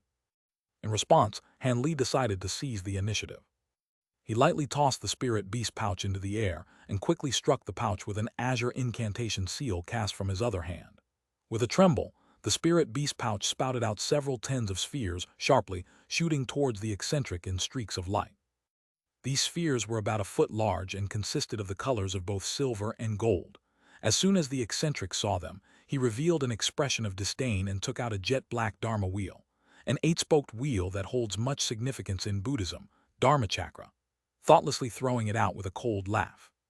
As the object whistled, it grew several times in size and spun towards the incoming spheres. With a succession of pangs, the spheres turned into specks of gold and silver light upon colliding with the wheel, as they were being shattered. "Ha ha!" The eccentric roared with laughter and pointed towards Han Li, ordering it to slice towards him. But at that moment, a burst of buzzing appeared, growing increasingly louder. In an instant, the sound had become ear-piercing, causing everyone to look in the sound's direction with astonishment. The eccentric had also replaced his mad laughter with bewilderment. The fragments from the spheres had become alive and turned into several thousands of thumb-sized gold-silver beetles, densely scattered nearby the wheel. The sharp buzz produced from their flapping wings had inspired great apprehension. Han Li didn't give the eccentric any idle time to think, and used his spiritual sense to order the beetles to fly towards the wheel without any regard for their lives. In an instant, the magic treasure had been stained with the colors of gold and silver. "You're courting death." The eccentric recovered from his surprise and formed an incantation gesture with his hands, causing his wheel to release clouds of black as it spun, intending to eliminate the exotic insects. However, the following scene had left the eccentric stunned. As soon as the pitch-black mist appeared, the beetles opened their mouth and cleanly gobbled it away, leaving not a single speck behind. As for the wheel's high-speed rotations, it only managed to throw off a small portion of the gold-devouring beetles. A majority of them had closely stuck onto it and fearlessly ripped it to shreds. Han Li inwardly rejoiced at the eccentric's aghast expression. In the blink of an eye, the wheel shrank at a visible pace until there was nothing left. After the wheel was cleanly devoured, the buzzing grew louder once more. The eccentric's complexion had now turned slightly green. Han Li bluntly pointed to the swarm of gold-devouring beetles, and had them turn into a large gold-silver cloud before flocking towards the eccentric. Now knowing the ferociousness of the beetles, the eccentric's face revealed panic, and he quickly beckoned towards the black skulls chasing after the sweat-drenched members. With several flickers, they flew back to the eccentric and sinisterly blocked his front. Finally able to gasp for air, Hu Yue and Cultivator Jian let out a large sigh of relief and stopped in the distance, staring at the scene with slight amazement. The eccentric appeared ill at ease. He summoned a short dagger into his hand with a flash of light. After a short moment of hesitation, he chopped down with a fierce expression, severing another 2 of his fingers. The 2 skulls immediately flew to eat one. Soon after, they released a strange howl as if they were extremely delighted. With widened eyes, the eccentric soon opened his mouth, shooting out 2 black lights at the skull's forehead. The 2 skulls then let out a series of painful groans and started to undergo a strange change. With audible cracks, 2 strange horns similar to a mountain goat sprouted from the tops of their skulls, and their fierce sharp teeth grew by several inches, becoming even sharper in the process. And over the span of a few breaths, their hair turned blood-red, completely changing the skulls into ghost heads. Go! With the skull's transformation complete, the eccentric let out a breath of relief and painfully used his finger stump to command them towards the insect swarm. The ghost head's eyes flashed with a queer green light, before obediently charging off towards the insect swarm with a long whistle. When the gold-devouring beetles saw the ghost heads shooting towards them, they separated into 2 swarms under Han Li's command, each flying to meet one of the ghost heads. The transformed ghost heads widely opened their mouths and spat out wisps of dark green flame that were several times thicker than before. Upon impact, a series of explosions pushed the swarms of gold-devouring beetle back about 10 meters. The beetle swarms were in disorder. The eccentric revealed a trace of joy, but that had lasted for only a short moment. The wisps of fire released towards the gold-devouring swarm had done nothing but send a couple of beetles tumbling. But afterwards, they continued to fly forward as if they had not suffered any damage in the slightest. The eccentric now wore a face of disbelief. The will-o-wisps his ghost head spat out were more powerful than core flame. How were they incapable of frying a few insects? But despite not being able to deal with the gold-devouring beetles with his ghost heads, the flame wisps still kept the beetles at bay. It appeared they were stuck in a deadlock. The eccentric frowned and started to ponder about a countermeasure. At that moment, a buzzing sound occurred in a volume several times louder than before. When the eccentric raised his head, his face turned deathly pale as if it were devoid of blood.